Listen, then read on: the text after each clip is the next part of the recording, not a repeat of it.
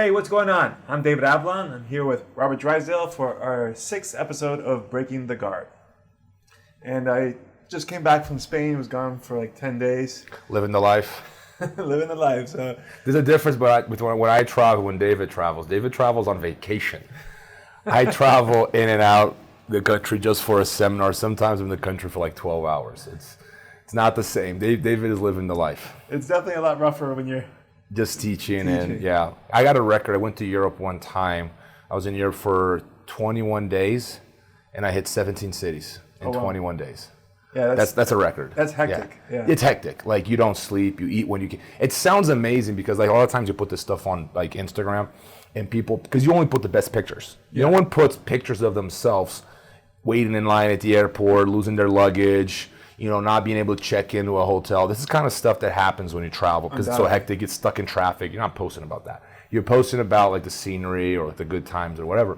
And people under the impression it's a vacation. Oh, look how much fun he's having. Trust me, it's not as fun when you're like at the airport twice a day, and that's assuming nothing goes wrong. And normally, I mean, Murphy is brutal with me, man. When it comes to he just does not like me, man. Like, everything that could possibly go wrong seems to go wrong with me. But I'm so used to when I miss a flight, I don't even get mad anymore. Or if something happens, the flight gets canceled, I have to sleep at the airport. I'm like, I've only missed one flight in my whole life. Really?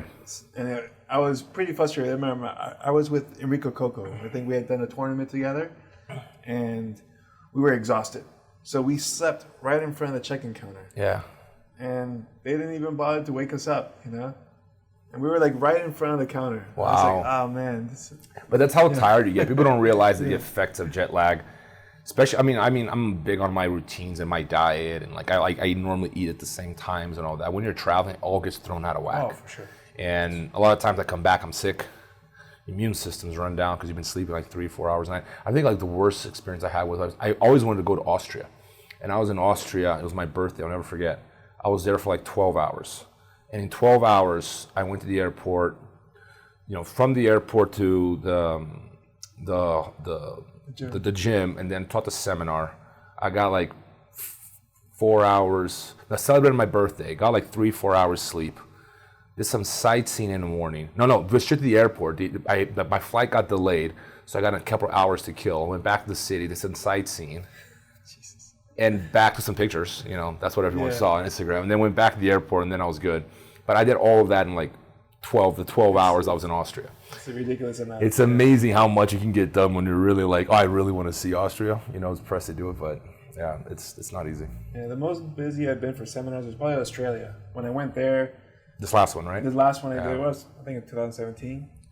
The moment I landed, an hour later, I had my first seminar. Oh. It was 3 hours. And then I taught another seminar an hour after that one. So it's like 6 hours straight of teaching after coming overseas from, 20-hour flight or whatever to get from there. So that was pretty brutal, but I handled that well. I just, like you said, I try to drink as much water as possible. To me, I thought you were going to say coffee. That's exactly what I do. I drink coffee every opportunity I get. I had the flight, they're like, oh, sir, would you like some coffee? I'm like, 2. No, I never drink coffee. Oh, really? Yeah. Good for you, man. Water, kombucha. I grew up a Mormon, so I didn't drink coffee until like I was in my 30s. Oh, wow. Yeah. I mean, I left the church like early on, like when I was a teenager, but it was still not a habit for me to drink coffee because it was just like, I don't drink coffee. And in my 30s, I kind of like, okay, I'll give it a go. Everyone's see what the hype is about. And I can't live without it. I mean, you believe it. You can live without coffee. I've done it, you know, but like once you're on it, just feel like life is not possible without it. It's funny, man. I'm from Miami, so you would think I'd be making cortaditos and all that. Never got into it. I don't know. I just felt like it was too bitter. I'll do it like a little kid, café con leche. Café con leche. Yeah, actually, I'm not crazy about the taste of coffee.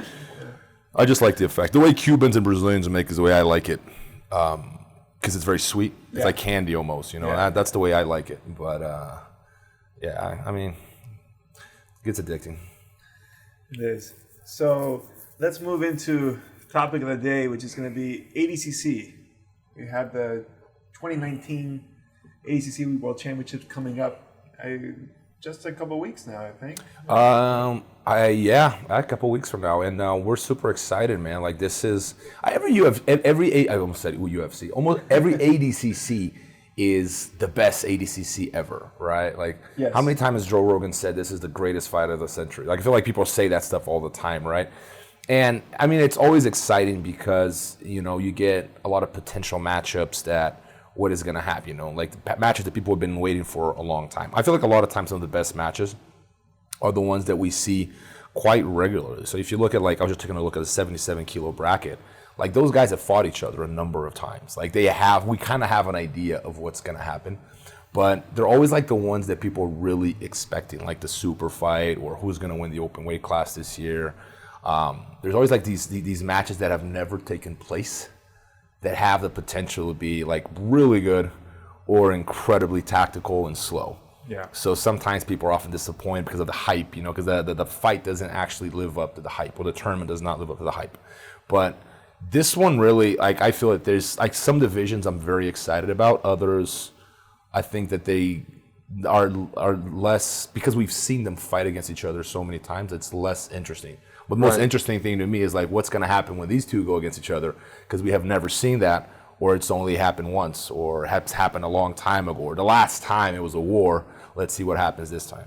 No, for sure. And, you know, with the tournament format, you just never know how things are going to work out. Like you always said, tournaments are not fair, you know, by design. Depending on your draw on the bracket, you might have a sweet lineup for your style, or it could just be a brutal path. Absolutely. So every matchup could be different. But I do agree with you that each ADCC has gotten progressively better. And I think that's a good testament to the evolution of the art. But I mean, this happens in all sports. Like if you look at gymnastics, like 50 years ago, the type of tricks that gymnasts are doing now, Oh no, 100%. Away, you know? And other sports are easier to time, like swimming or like sprinting. You can measure the time. Like things that are more aesthetical, like gymnastics and jiu-jitsu, are harder to measure because it's more of an opinion. Yeah. But like things like swimming, you can accurately, you know, measure like this guy is like 3 seconds faster than a swimmer 15 years ago, for example. And you know, but I think that all sports are evolving. Anything that is competitive tends to evolve in all different fronts, right? So jiu-jitsu certainly has never been better.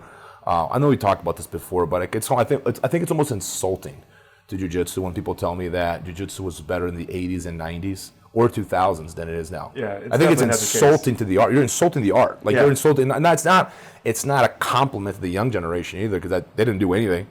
That's what it was all the new school. And man, you guys did nothing. You guys are literally like had the road, you know, the bricks laid down for you to walk that road, man. Like that was so easy. You guys had it handed to you in so many ways, and that's why you're the best generation ever, because you're standing on the shoulders of giants, man. Like it was so much harder when people didn't have access to that much information. So you can never discredit the people that come before you, but at the same time, to me, it's like it's ludicrous to believe that jiu-jitsu was better 20 years ago than it is now. To me, that's insane. Yeah, I think a lot of the arguments people are posing are just resistance to what they would call like sport techniques. Yes. Yeah. I know a lot of the old school guys, they look at Berimbolo and they're like, oh, this is garbage. You know, now like we've gone too far towards, you know, sport rules and whatnot. But I mean, are collar chokes self-defense oriented? Because they were teaching it then. Yeah. That's what they say. Like, Berimbolo is not self-defense oriented. True, I agree. Are collar chokes self-defense oriented? Oh, the guy could be wearing a jacket. Okay, your life and death ability to defend yourself, you know, like in life and death situations contingent on it being cold outside. You know, like that's not a good argument for self-defense. But like, I think there's a lot of things that we teach that are not self-defense oriented. And that's okay, man. I like a self-defense oriented fighting style. I've always liked that. But you know, not everything that just because a person doesn't have a jacket on, like, doesn't mean you shouldn't be able to defend yourself, you know? Yeah. But, like, the criticism against, like, a lot of the new techniques, to me, I'm two minds about it, because I know we're going to get back to ADCC in a second. I just want to finish my point here. But I think that, you know, when it comes to ADCC, when it comes to, like, jiu-jitsu, we should always lean towards techniques that work everywhere. With that being said, the competition aspect, it is a lot of fun. You know, if you really just want something purely self-defense, I say you should just practice MMA. Yeah. Like right hand, left hook, and like you shouldn't even get into, you know, like sport jiu-jitsu, so to speak. But you know, but it's difficult because the kind of culture that it creates is not a culture that is appealing to a lot of people. So there's that as well, you know. But I think the way it has to do with how your instructor teaches. I like to teach like a jiu-jitsu that I like to believe that it works everywhere.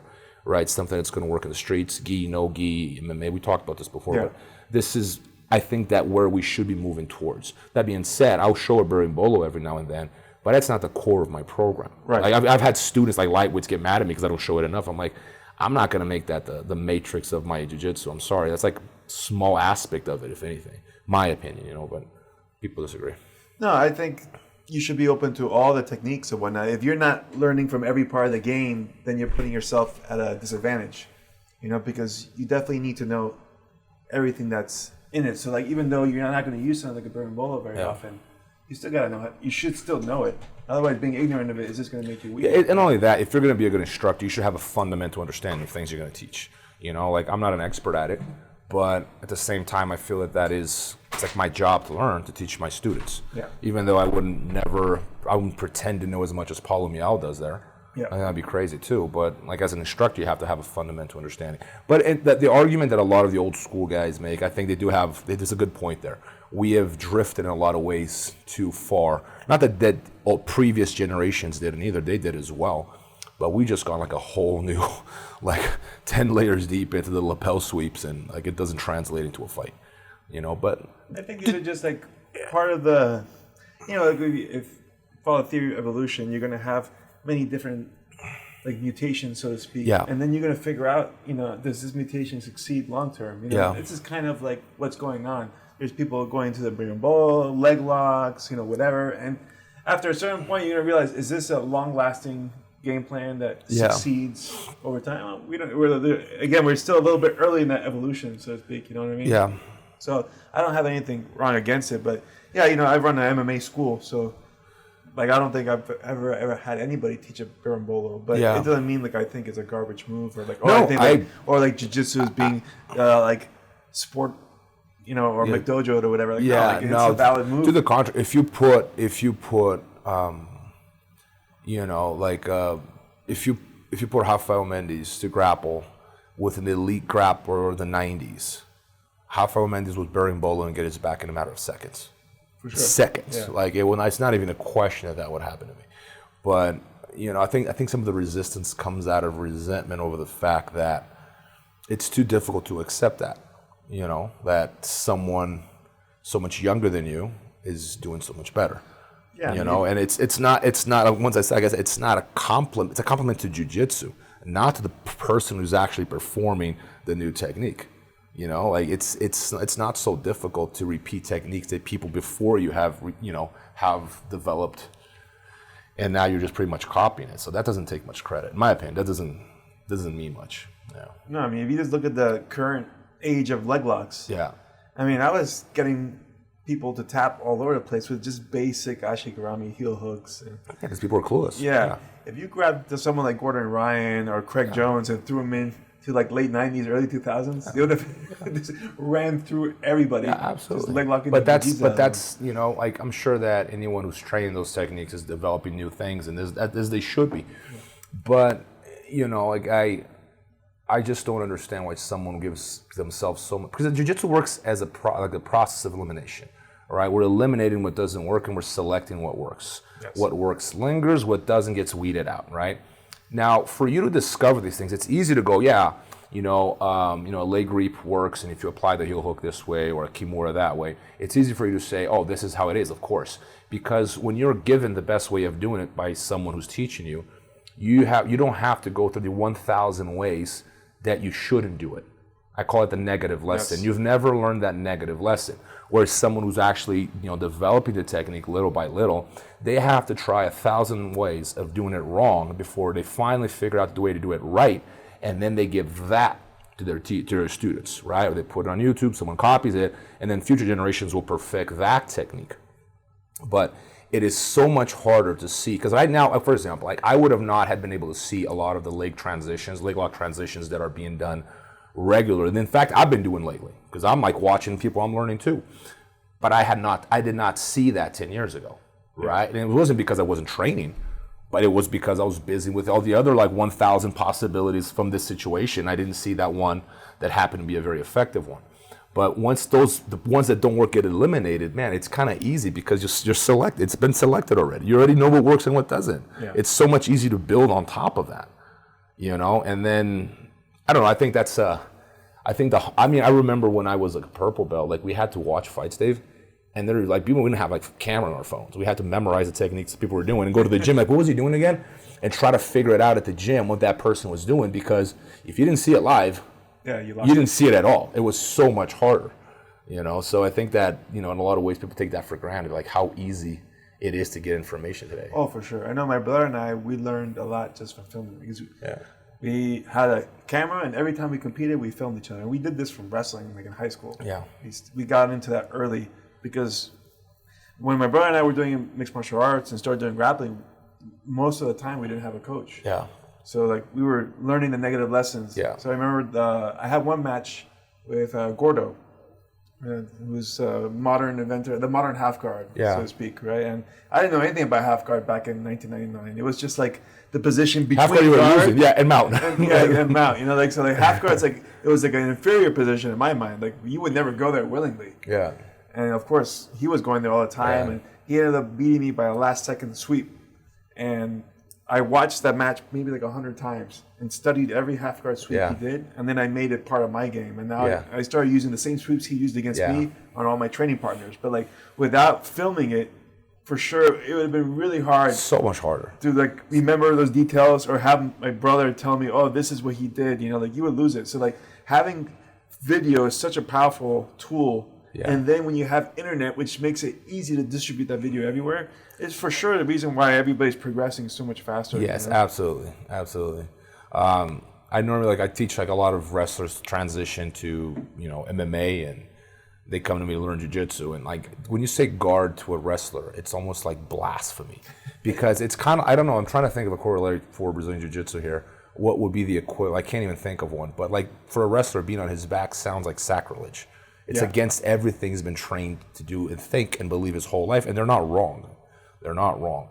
But at the same time, in an MMA fight, you're going to be on your back. We've seen Olympic caliber wrestlers get taken down in MMA. It's happened. It's going to happen. There's no way out of it, right? So a lot of times when I teach wrestlers, I'm back to the half guard point. I don't call it half guard. I call it a single.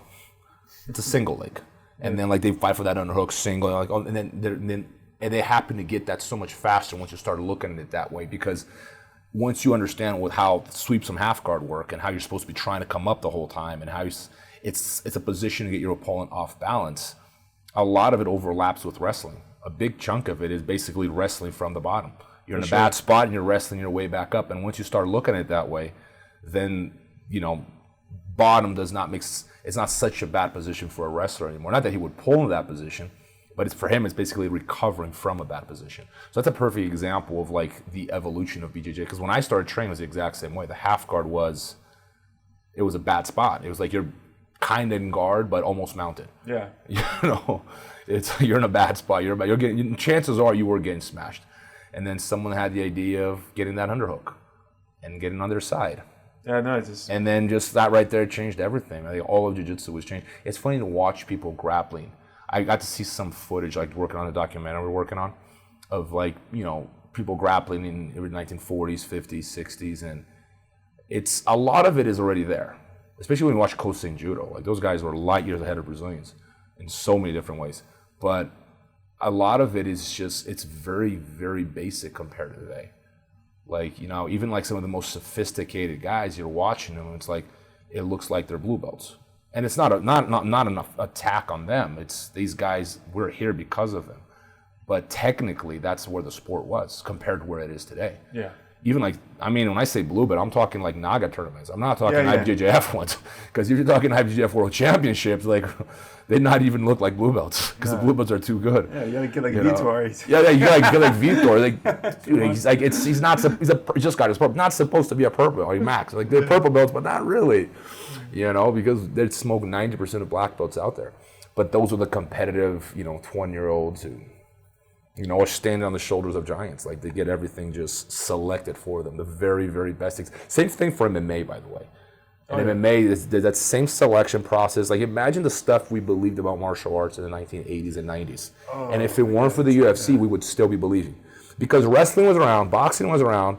A lot of these arts that have been incorporated into MMA have been around, but that's not the perception people had of MMA. But the selection process proved that a lot of what we thought was effective for fighting was absolute garbage. Yeah. You know, and like I think that finally, and I don't want to mention what martial arts we're talking about here, but it finally lost their place because it is more in the category of folklore than actual fighting. Yeah, like I said, I call them like art forms. Yeah, there's nothing wrong. It makes you happy. Like it's not, but you can't sell that as self-defense because you know it isn't. I mean, now we know factually that that stuff doesn't work in a fight. Yeah.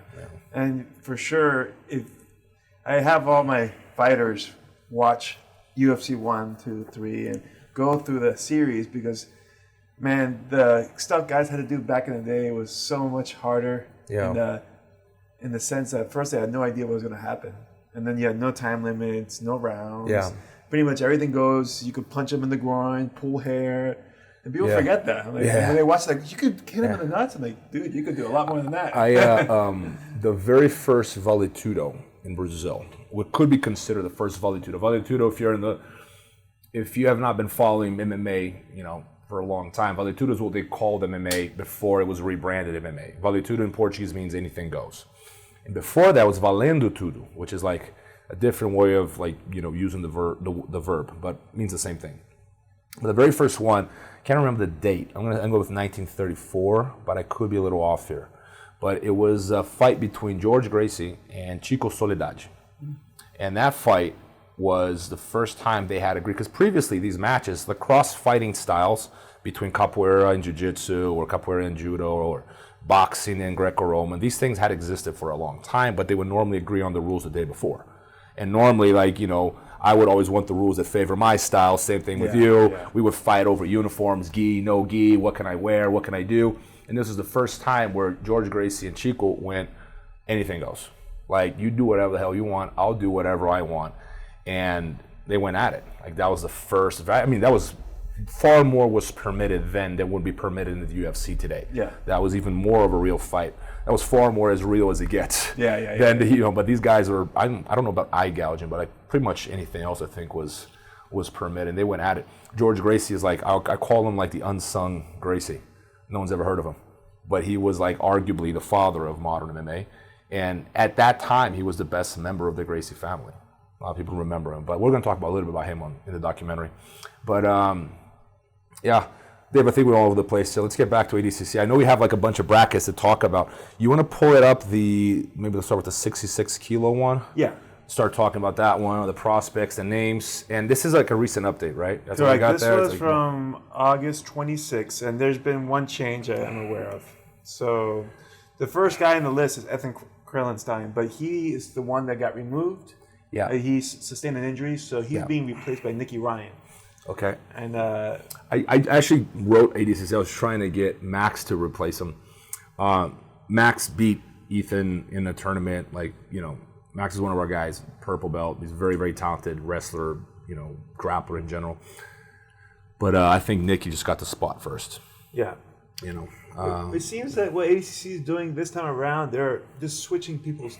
If they're a teammate, they're getting the first switch, which I hadn't seen in previous iterations. I've seen like 3 or 4 switches and where the teammate just took a spot. There are criteria, in my opinion. Like, I don't mean this as, you know, some form of criticism. Don't take it too, like, I'm not saying there's a great solution for this, but I think that there are criteria for inviting people aren't always the best ones. Because the way I see it, it all comes down to one thing, merits. Are you deserving to be in the biggest grappling tournament in the world? And, you know, I think a lot of times there's like who knows who kind of going on. There's, you know, bias towards, you know, where you were born. I know that happened in my case. Bias towards who you train with, how famous you are. And these things really shouldn't matter. I think that you should have a board of people that look at your resume. Yeah. What have you done? Are you worthy of being here because of your skills, right? And that, but I think at some point they kind of go, oh, let's get this guy because people like him. Yeah, he's famous. So he's that's not what this is about, man. You know, like this is not what we're doing here.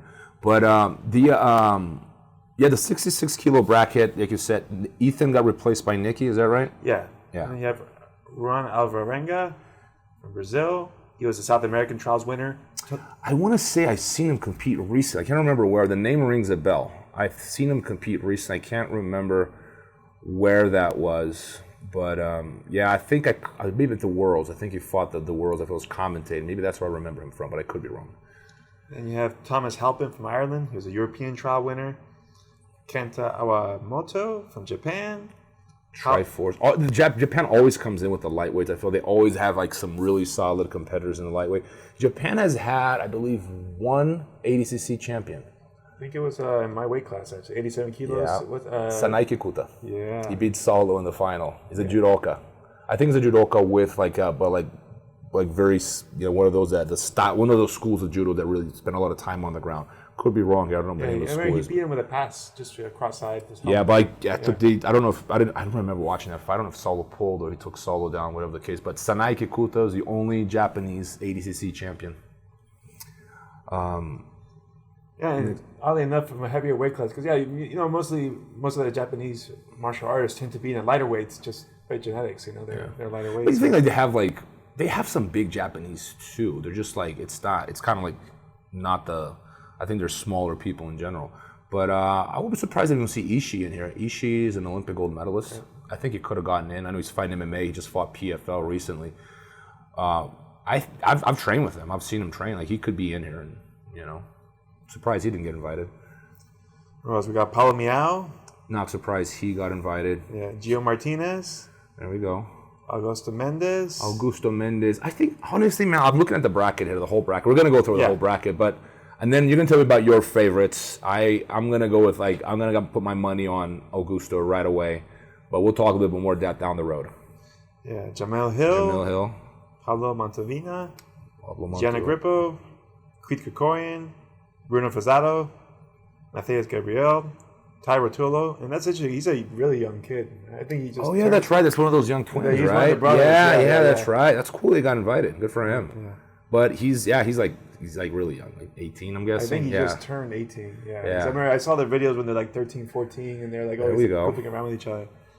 Richard Alacorn and Kennedy Maciel, which is Cobrinha's son. That's right. Also took his spot.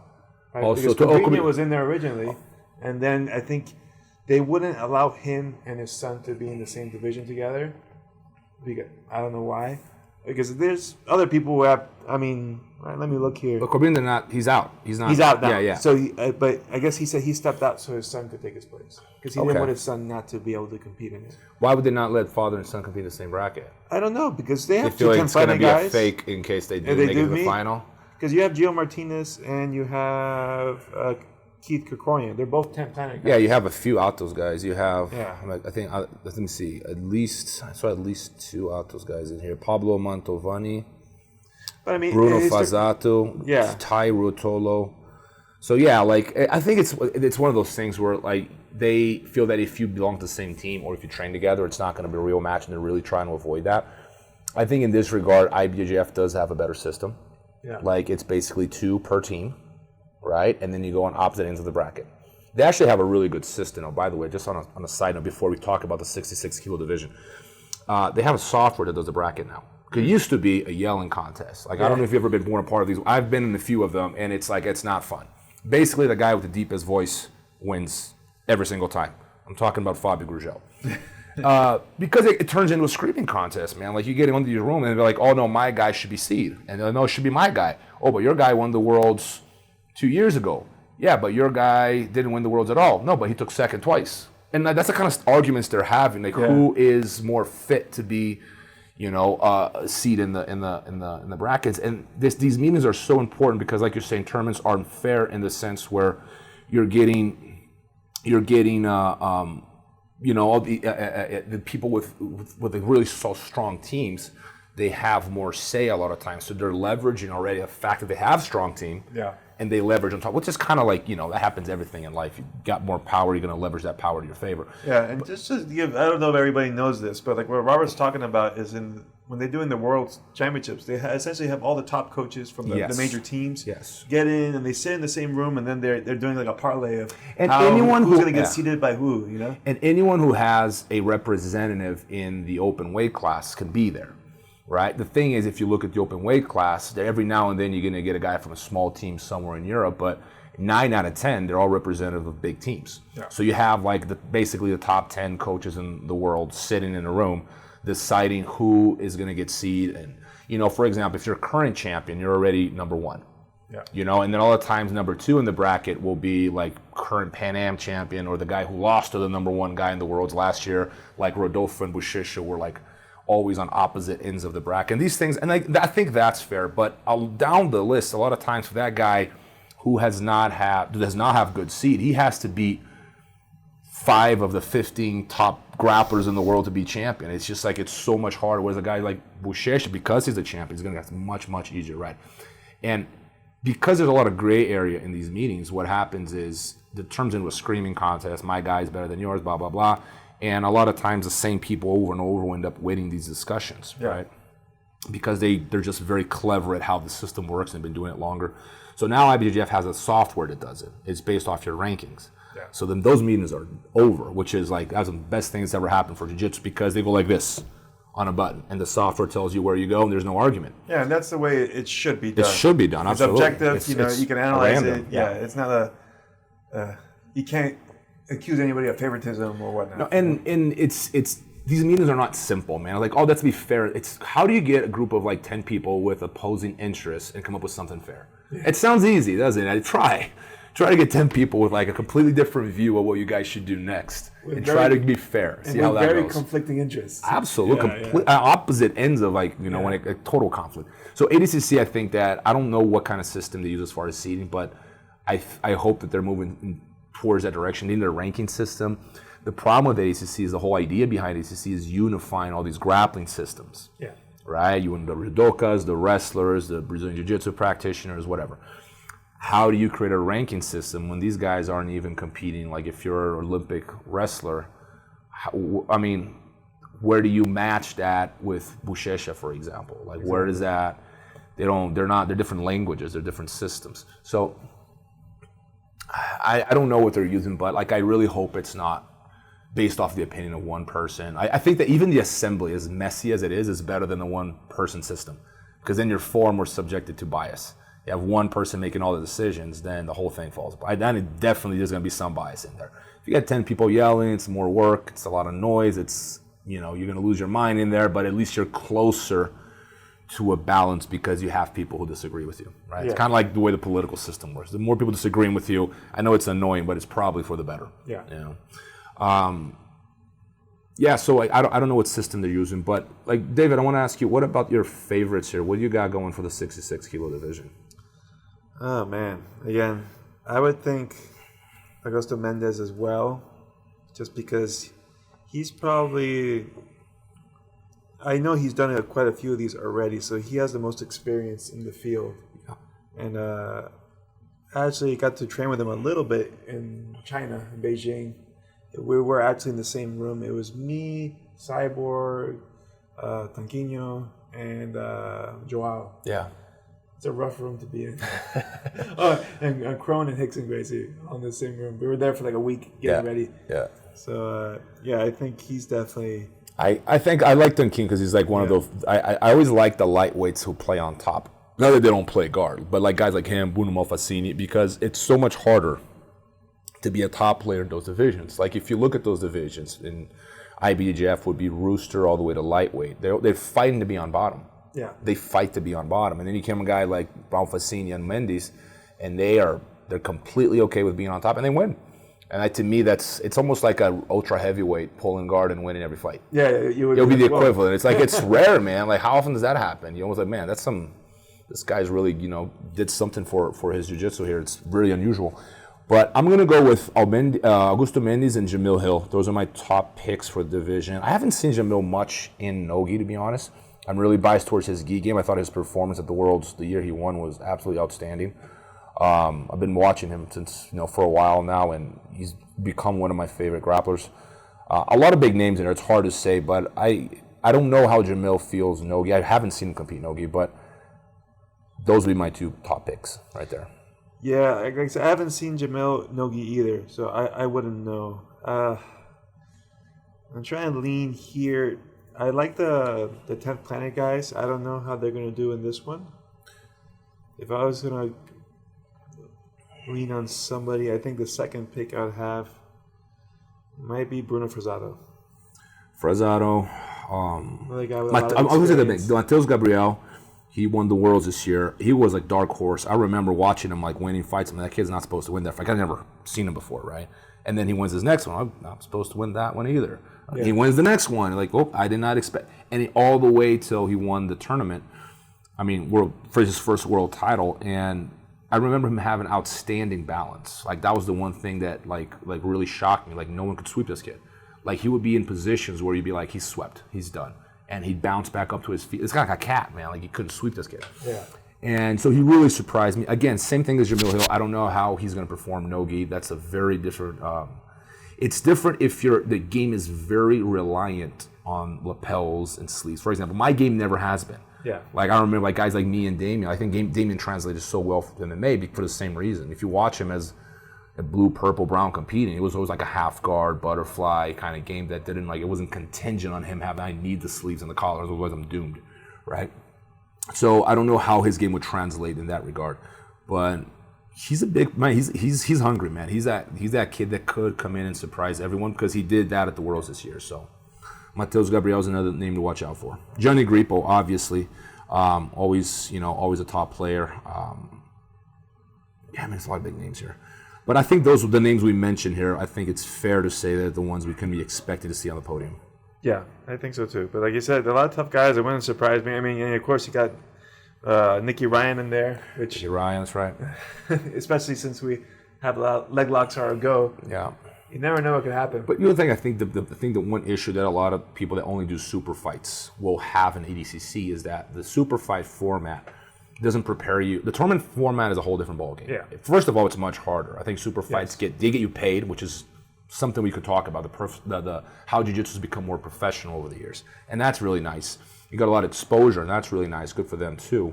But at the same time, they're a lot easier. To be frank. Way more. Like super fights are like one fight. It's like, I would do super fights all the time.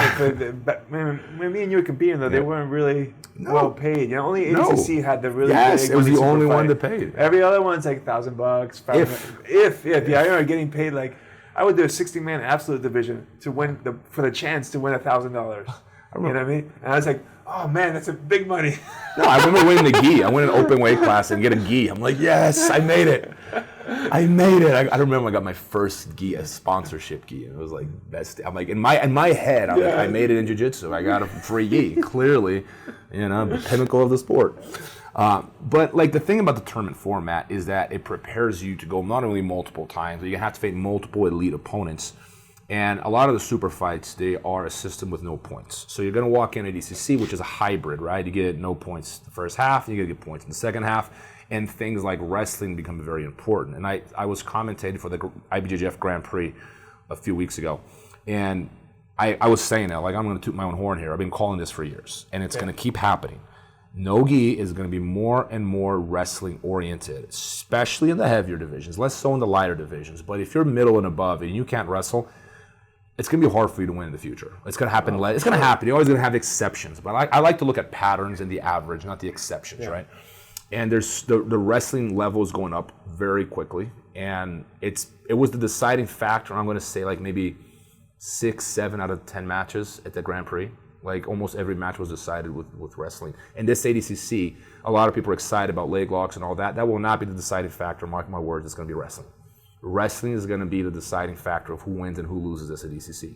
And a lot of the guys that comes from a no-point system, they don't know how to wrestle. Why would you? Yeah. Strategically, it makes no sense for you to blow your load, like kill yourself, take someone down, which is not easy. Risk getting the guillotine, ending up in a bad spot, someone taking your back, right? For what? Just to be on top of the guy on the bottom. The other guy's going to pull guard anyway. You're going to be on top regardless. You can be on top without it trying hard. Yeah. So because of this, a lot of these guys will lack the experience to win at ADCC. Whereas someone that comes from an IBJJF background, for all their flaws, you're used to that sort of system. You're used to having fight after fight after fight and being able to take someone down and hold them down and go to their back when they turtle up. These are dynamics that occur only when points are available. Once you remove points, why would you ever go to your knees? It makes no sense. Hence why no one ever turtles up. Unless they're inexperienced in that rule format. But if they are experienced, it makes no sense to go to your knees. Stay on your back. Yeah, for sure. No, and that's the thing, like I said, like I think especially for some of the 10th planet guys, since they're used to doing sub only and whatnot, the rule set in ADCC is really unique. And that's, I guess, a nice way of saying it. I don't like the rule set in particular. Yeah. I think it's got some glitches. It's got some things I don't right. Yeah, it's got a lot of glitches in it. So it'll be interesting to see how they adapt. But I'll tell you what, the guys who did the U.S. trials, they went through hell because I think for the lightweights, it was like 128-man brackets, which is like 8 matches. Yeah. So those guys, it's like records. Like I haven't think I've seen a bracket that big. No, I remember back in the day, like 2005 and 2007 trials. There was less than 8 guys in some of these trials. Yeah. It was crazy. It was like, dude, it's a world championship. I think I've seen 120 something, but like this ADCC trials was probably the most competitive one ever. Yeah, so those guys definitely have, they already understand the rule set, and they made it through to win a spot, and they've already been through arguably a harder bracket in the sense that they had to compete 8 times. And I think theirs is in 1 day versus 2 days. 2 days. ADCC. So, ADCC will be considerably easier tournament-wise. Although because the matchup, certainly the fights, because a lot of guys you got to remember too, like, not to discredit anyone who's in the trials, but trials kind of like free for all too. Yeah. Like anyone can compete. Like you've been training for like 6 months.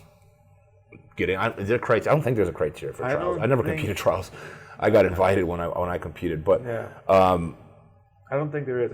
I was fortunate. I was invited every time. Yeah, I don't think there's a criteria. I think if you pay, you get in. So that explains I mean, if you're a blue belt, you probably don't feel qualified, but there's some confident brown belt in there that's not qualified to be. So like a lot of the guys you're going to be competing against aren't necessarily elite.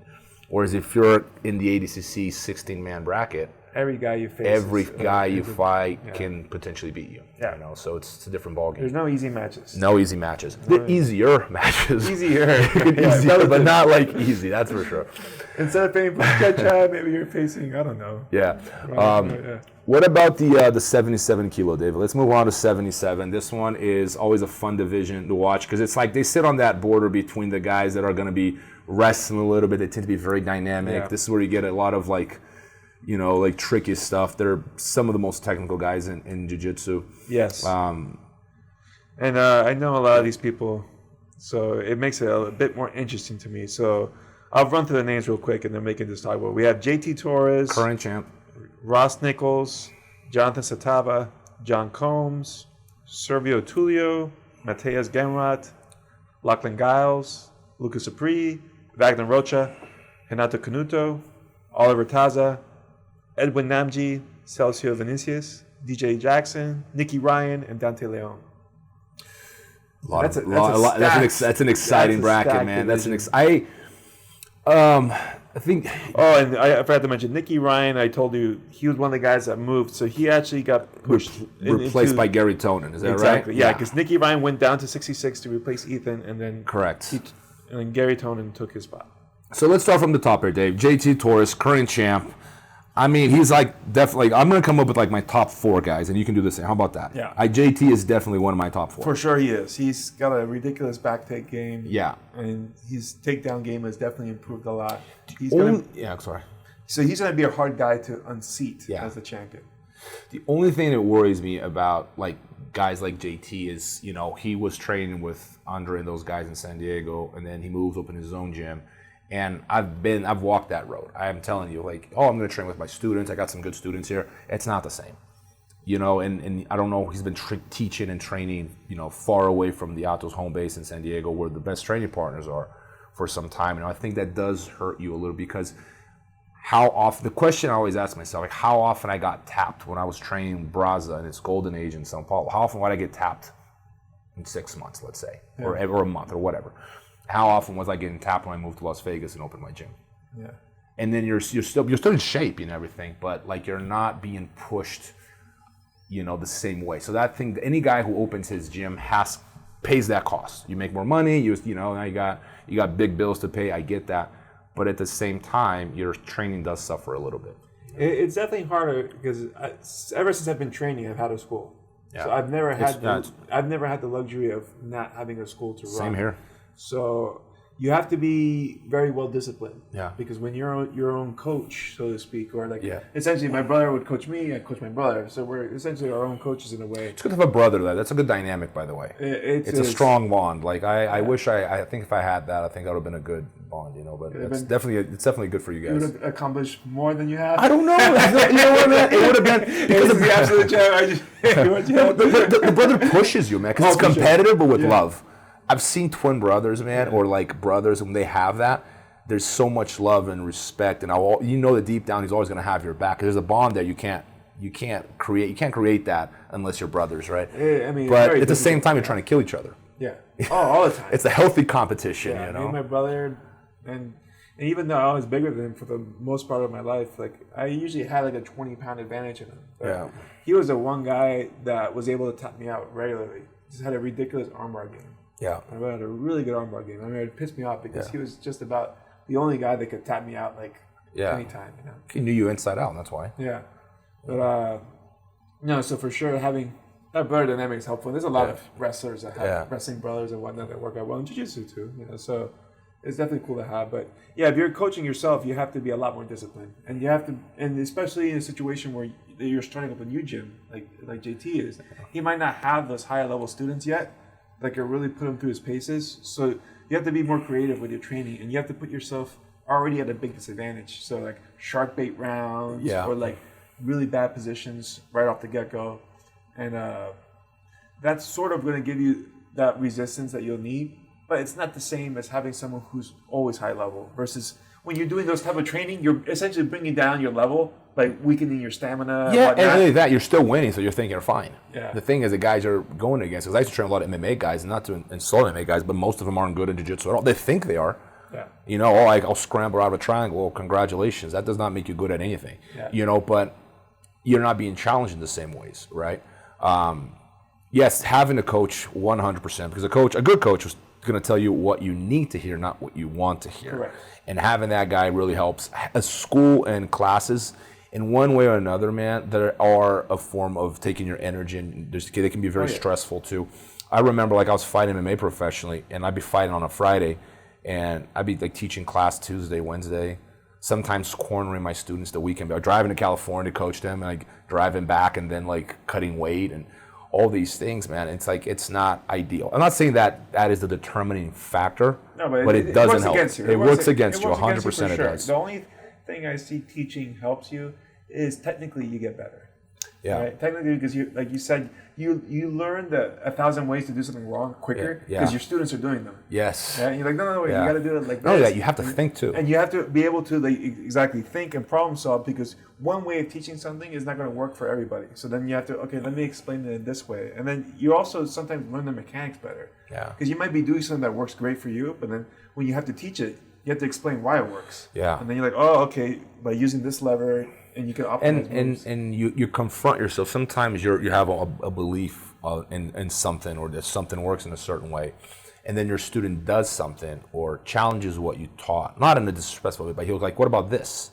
Right? And then you're forced to rethink your own presumptions. Yeah. So you go like, oh, there's a different way of doing this. And that's happened to me more times than I can count, where my students are teaching me without realizing it. Because no matter how much experience you have, we all have blind spots. I've been doing this exclusively my whole life. I got tons of blind spots. And sometimes like a blue belt will expose me and going, what about this? I'm like, oh, wow, I never thought about that. And that happens. And that's... Oh, no, that happens. And you're grateful for this opportunity. Yeah, you're still learning as a coach. So the coaching is all these things. And I think JT does have this extra weight on his back because of that. But he's still one of my top four. Yeah, you know? for sure. I think he's smart enough to handle that. And he's an experienced guy too. He does have some. I know he has a young black belt there that he just got promoted. It's really good too. This kid is Weiss Sakahiza, or I butchered your name, my bad. But he goes by the IG handle Kimura Trap Star. So okay, I gotta like him. Okay, that's how you remember that. Yeah, I did that seminar in school. So shout out to Sucker Free Jiu-Jitsu. All right. Next one, Ross Nichols from the United Kingdom. I don't know him. I can't, like a lot of good guys in Europe that I don't know, but he's from Roger Gracie's academy, first European trial winner. Yeah. So yeah, I don't know him. I don't know much about Jonathan. Jonathan, I've been watching him compete since he was a purple belt. He's a Marcelo Garcia guy. American trial winner. We were just talking about how highly competitive the American trials were. He's a solid guy. Yeah. He's definitely a solid guy. A name to watch out for. He's a part of like the young American, the new American generation. Like he's been a black belt for like a few years now, but always competing at a high level. He hasn't won a world title or anything at the black belt level, but he's one of those guys that's always like right there. Like he's a fight or two away. He'll lose to the current champion by, little. So it's like these guys that even though they may not be favorites like Lucas Lepri and whatever, like we were just talking, these guys, this guy might be his day. Like his guy, you get Johnson Satava walks in there and it's his day. And I walked in the ADCC Open. I wasn't the favorite. Yeah. Very few people would have put the money on me, but it was my day. Yeah. And I think if I fought that tournament 100 times, I probably would have won it 99 out of 100. I was just like, that day was the stars aligned. Sometimes these things happen and you never know. Number 4, John Combs. Now, John Combs, I want to talk to him a little bit. He visited my gym as a blue belt 7 years ago. He was whooping my brown belt's butt. Like, he was just all over. Like, I did not have a guy that day in the gym to beat him. Oh, wow. Yeah, he showed up at night as a blue belt, very respectful. That's why I liked him right away because you can see he was very talented, very athletic, good, solid jiu-jitsu, trains out of Mall Easton in Colorado. Very humble kid, and he was kicking butt. Like, the kid was all over the place. He fought the trials. Max almost beat him. I have to say that. I saw that. Max had him in 2 submissions. This shows how tough he is. Yes, and the thing is, not to take credit from John in any way, Max barely knew ADCC rules when he went in there. He was a blue belt, like, I'm going to go. And he won 3 or 4 fights, lost to John Combs, who ended up winning the whole tournament, the whole trial, and by very, very close. I think Max got caught at the end because he gassed out. Yeah. There was no preparation leading up, whereas like someone like John Combs and some of these other guys, they are preparing for ADCC their whole lives. Yeah, like that's like the pinnacle of their career, right? This is probably the biggest tournament John's ever competed in. He's about to compete, so there's a preparation. Max did not, but he had a war with him, man. It was a very good fight.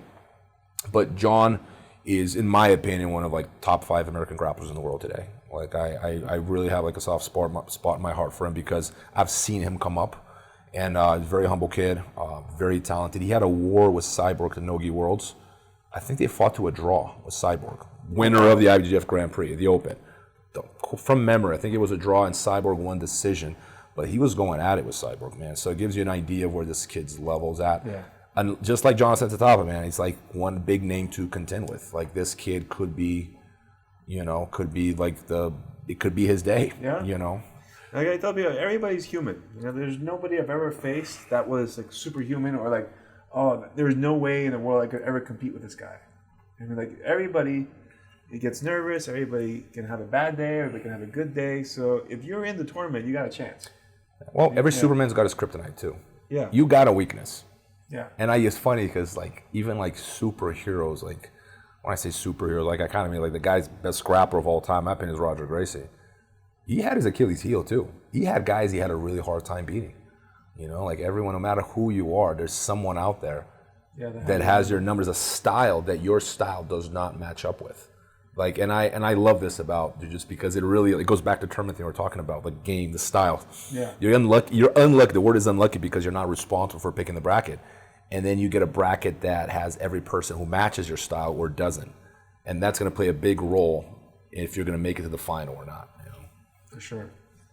So we have next Servio Tullio. Servio is Felipe Pena Preguiças. We had him here for episode 1. He's his main training partner in Brazil. So he won the Brazilian trials. Really solid kid. Been watching him for a while. Same category. He's like that. He's not that tier number 1 of the elite of the division, but he's up there. Yeah. He's the kind of guy that could potentially beat anyone in division. He's very young. Recently promoted black belt. Trains with Felipe Pena, who's like top 3 in the world, easy. I would put him right in that category, just like, below the top 4, but he could potentially beat anyone. Same thing. Mateus Gamrot, that's an interesting one. I know he's an MMA fighter. I was just training with him in Poland, actually. He was in my camp at the in Gniezno. I was teaching a camp there. He's always been coming to my camps in Poland for some years now. And he's an MMA guy. He's just like one of those guys, very talented, He's like, to me, Matheus is one of those guys. If he decided to be a soccer player, like it's about anything, he would have been just like that kind of guy. He's just a very athletic, gifted individual, and he won the trials. Or they took second. Yeah, I can't remember. He won the trials. He won the second trials, right? Is that what it says? Yes. Second European trial. Yeah. Very good wrestling. Very athletic. He's not as he's one of the least experienced, I think, in terms of grappling because he's a KSW champion, or was the champion. I think he's still the champion now, and so it's a different kind of experience, you know. But I mean, if he won the trials in Europe, he's definitely up to the task. If I face anyone in the bracket, so that's another prospect. Then next you have UpandGals, which has done. It's definitely come up a lot, and I remember him because in 2017, I was coaching Kit Dale, and Craig Jones and Giles were all in the same room training together. And there was, I think it was his first ADCC, I could be wrong, but they were all nervous because they all had tough matchups. Like Kit had Hamula Bahal for round one, Craig Jones had, what's his name? Lowe, Leandro Lowe, and then he had JT Torres, and he actually lost to JT Torres by I think advantage or takedown in overtime. Yeah. In the first round, and then JT ended up winning the whole thing. Yeah. So it's like one of those things. But man, it was just a tough matchup. Could have been a final. Yeah. He was ranked 16th seed, I guess, to be matched with JT, or I'm not sure where JT was. 100%. I think Lachlan. I know him from Australia. Like I've never trained with him, interacted with him much, but like I know him through, you know, friends we have in common. But he started as a coach, like he was known as a coach, you know, and then he started competing, doing better. I remember one time I was coaching Rafael over at EBI, and he beat Ronnie Yaria, who was former ADCC champion. Although to be fair, Ronnie did not prepare. You could see he was gassed like 2 minutes in. It was not himself. Still an ADCC champion. Yeah. And so that's another big name. I wouldn't put him in like top 4, but right there with that second tier of like the elite guys in that division. Like I think, especially he seems to have like a very leg lock oriented game, and I'm curious to see how much, because last ADCC, I don't think it played that big of a role. I think it played a role, but not that as big as people were expecting. And I suspect this ADCC is going to be the same. I think that the whole leg lock thing is kind of like when Berimbolos were really popular like 6-7 years ago when they first started. People were killing it with it because no one knew what to stop them. And then everyone goes, wait a second, this is not rocket science. There is a way. And then you start learning and like, okay, this is what I can and can't do. And the game, it changes the whole game. The bar is raised. We have more tools than we had before. Fair enough. Are people at the ADCC level going to be surprised by those tools? My guess is they won't. Like, I think that it's not going to be a determining factor, although people who, you know, it's certainly an extra tool, but I still think we're going to see more rear naked chokes than heel hooks. It's always the case. It's always the case just because... Even though rear naked choke will not, like, make highlights the way heel hooks. It's going to be, like, the piece of the story that happened is going to be, talked about. Even though the rear naked chokes that are going to happen probably not going to be as...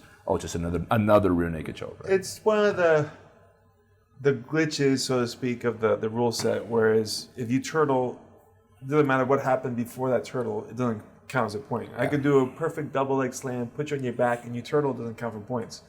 So everybody escapes that way to try to avoid it, and that's why guys like Marcelo Garcia did so well, because he just has such a good back game that you just gave him everything he wanted. ADCC is very back game, and I like that about. First of all, I think it should be points. Mm-hmm. I think it's absurd that you're getting on top of someone in turtle position. They're not awarding points.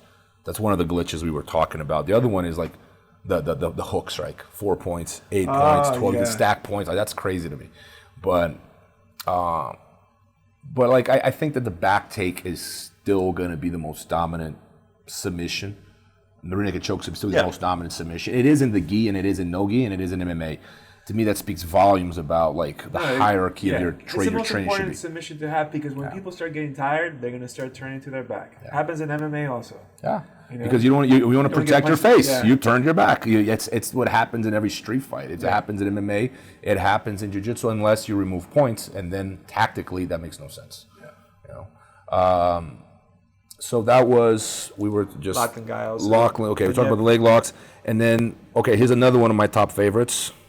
Lucas Lepre. Yeah. Lucas Lepre. Like, I'm a big Lucas Lepre fan. One of the best top games in the business. The guy's a monster on top. I've never trained with him, but everyone who has is like, man, the guy's like a bulldozer when he's on top. And you can see that. Like, he's a very, very dominant top player. So, yeah, man, he's been close. Has he ever won ADCC? I don't think he has. No, he hasn't. And he's been close a few times, so maybe this is his year. Then you have Wagner Rocha, who taking the bronze last year.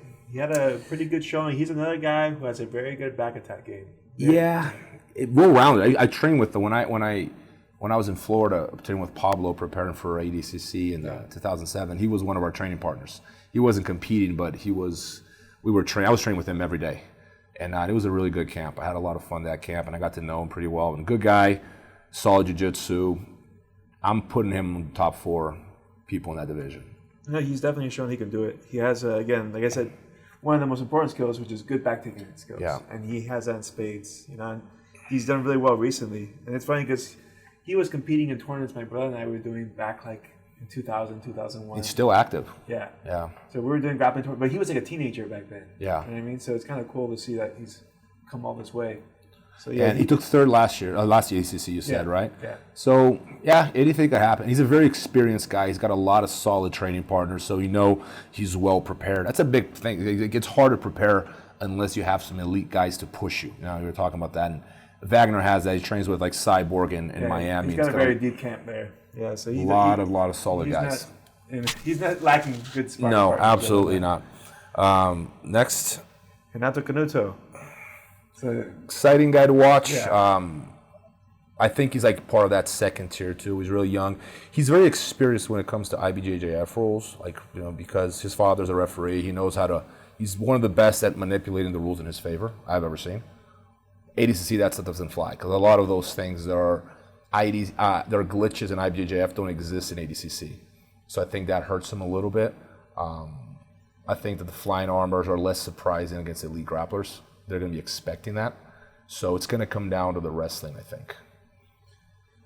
He's done really good lately. Like in recent competitions, I don't know. Has he lost a match like in the last few years? Yeah, he's lost. He lost Pan Ams. He lost the Worlds. In Kasai, because I know he's Kasai. I think he lost to that kid, Eddie Cummings. Okay. Eddie Cummings, but why is Eddie Cummings not in here? Like I thought he'd be in here. That's a good question. He looked like he kind of just dropped off the face of the earth. You know what I mean? Like, he's trained with the guys from Unity. I know that's one of the best camps in the world. I think that those guys from Unity are. I put them in top 5 camps in the world, hands down. Murilo Santana, the Meows, and they kind of think they borrowed that the Cicero Costa formula from Brazil, and just basically live on the mats. Yeah, find like a bunch of like 19-year-olds who don't have a life, have them sleep on the mats, kill yourself on the mats 2-3 times a day. That works, man. Like that's. They have a very solid camp. So I would expect to see Eddie Cummings in one of the divisions. Too bad he didn't make it. But yeah, I think Renato stands a pretty good chance. He has a very dynamic style. I think he's fun to watch. He's super fun to watch because he does. Yeah. Like I remember when he was training with us, very good on the mat, but he rises to another level in competition. Yes. He's definitely one of those guys that moves up. Yeah. And he seems like he gets a lot crazier in competition where he does lots of wild stuff. So I could see potentially making a mistake by just being too flashy, like doing flying armbar, getting a minus point, or whatnot. So I'm not sure how familiar he is with the rules, or if he's been trained specifically to understand those.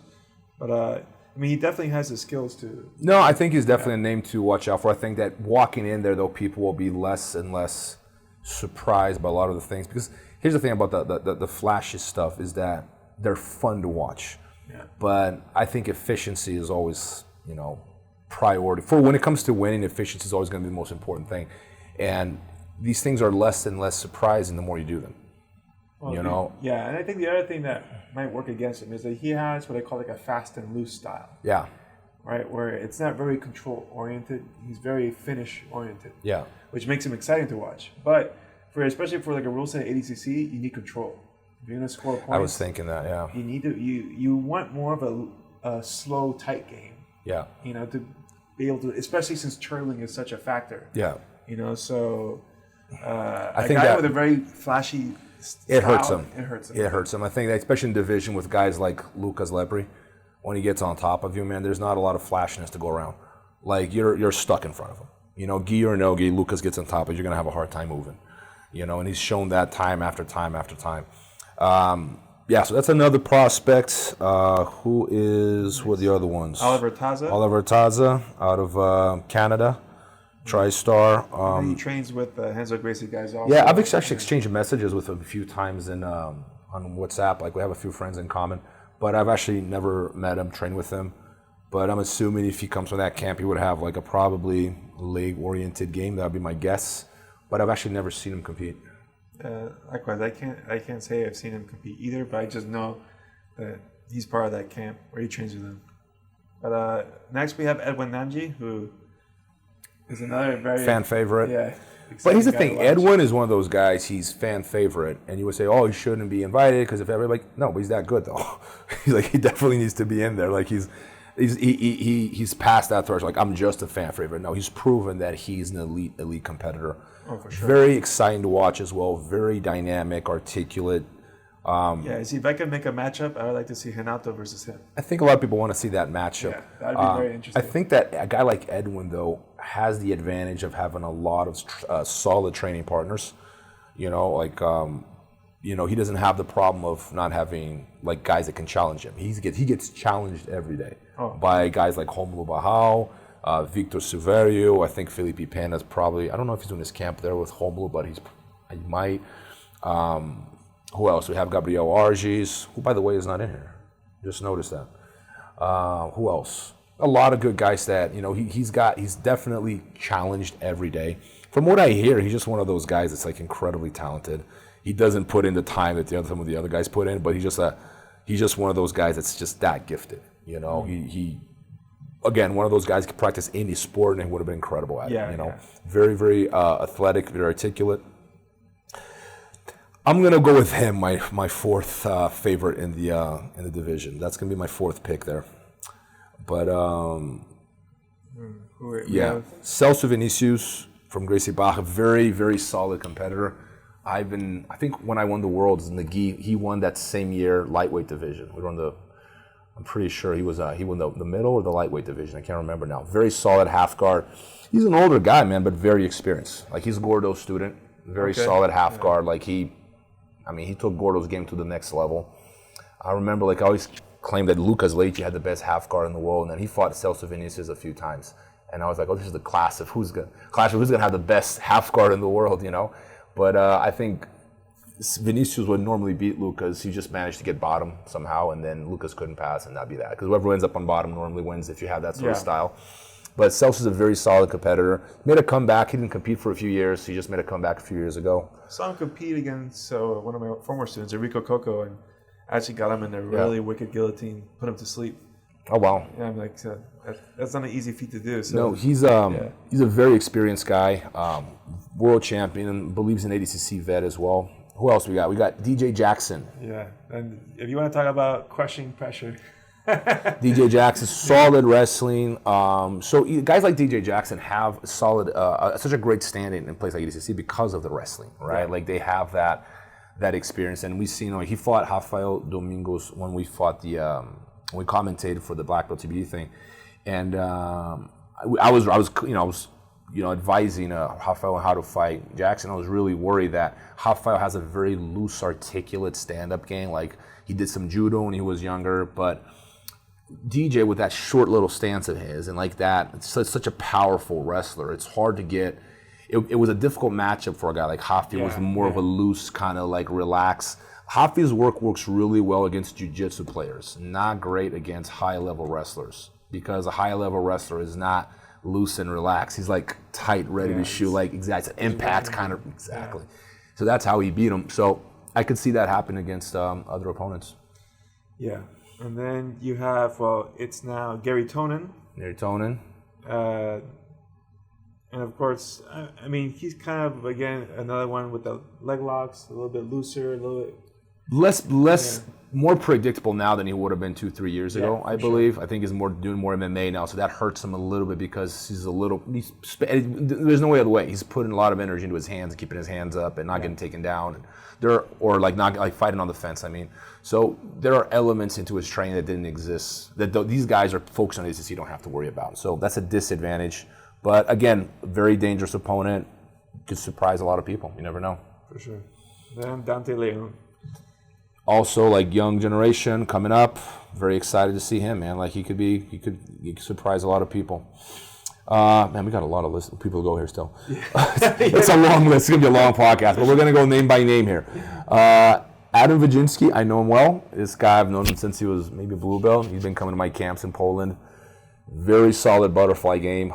He recently had a victory over Leandro Lo in the gi, but still it's a big win. Although Leandro Lo he's never been that great of a no-gi player. I think everyone knows that, right? But beating him in the gi is very, very significant. For sure it is. It's a tough.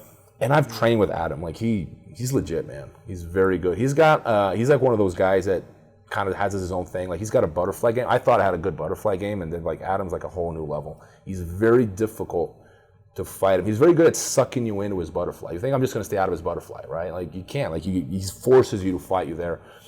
Let's see how he's going to translate no-gi. I think that's going to be, he won the trials in Europe, but again, trials, like we talked about, it's hard, but it's not ADCC. It's a whole different ballgame. Different. And by the way, we're in the 88 kilo division now. I'm sorry, yes, 88 kilo division, which has some big names there still, but I feel like we lost some names. I just saw Gabriel Arges.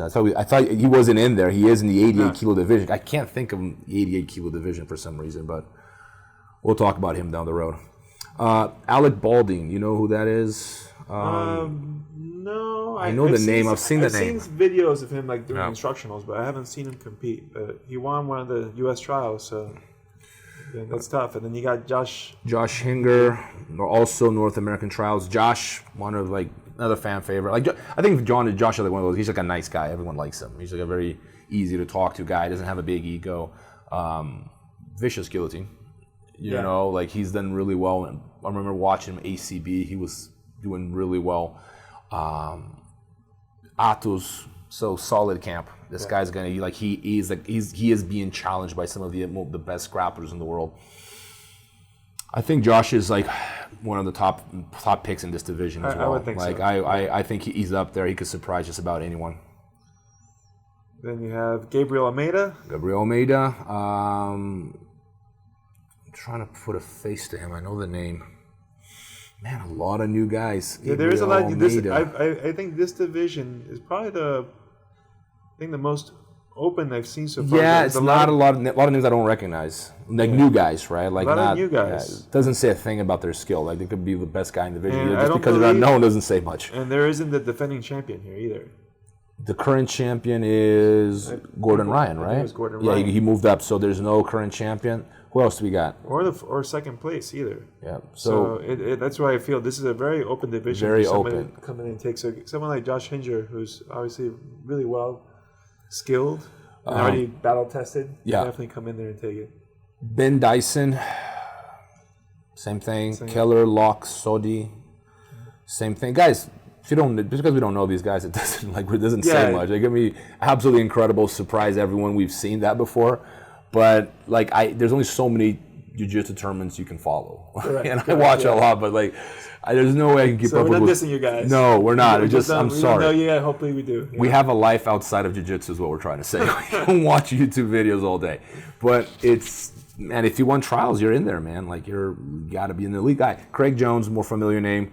I've known Craig since he was a purple belt. He's been visiting the gym. He comes in and trains with us. He's always had he's like one of those really solid guys. In the gi that was right there, he'd win, then he'd lose some tough matches and tournaments, and then he just made this transition to no-gi and he just excelled. I think it was his call and was really the game he developed for himself. So he's a guy that a lot of people are excited about watching. I think he's one of the biggest prospects in the division for sure. Specialized in leg lock, right, Dave? So the question is, is the leg lock going to be the deciding factor for this division? Could be still. I'm sure people are preparing for it. Yeah, so. For sure. Then you got Rustam Chesyov. I know. Chusiev. I'm sure we're both butchering it. Sorry. I know he's been in the game for a long time. I never, can't pronounce his last name, but everyone knows what we're talking about. Yeah. Solid rep. I remember, I think Bushisha when he fought him, I remember him saying like that, like I tried everything to sweep this guy. Absolutely nothing worked. And I could be wrong. Maybe he was talking about a different Russian guy, but I remember him, I think it's this Rustam guy. He's a bear. And like, and then he went like, I went bump sweep from close guard. It's like that's the one that worked. I'm like, but I could be talking about someone else. I could be wrong here, but I think he's talking about him because he's like one of those wrestlers that he's not a finisher, right? He's not known for like putting people away, but how do you score points on a guy who can out wrestle you? He's like a bear, and he just like sits in your guard and you can't. Maybe he doesn't pass, but a few people that are hairier than me, which says a lot. I'm not one to talk, but like Dave and Rustam are like a whole new level, man. That's like a whole new breed of hairy right there.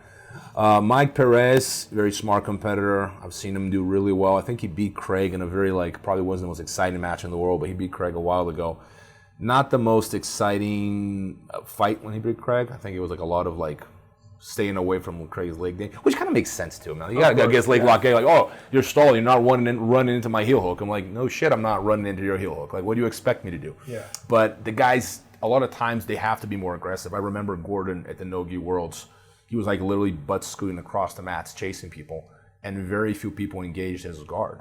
Like it was like they were like really like just walking back the whole time. Like almost everyone he competed against. So, yeah, that sort of strategy. I'm not sure how ADCC is going to be as far as penalizing that, but if that happens, I think that ADCC should be penalizing people left, right, and center. Watching like Gordon and Nogi Worlds, I would have been penalizing those guys a lot faster.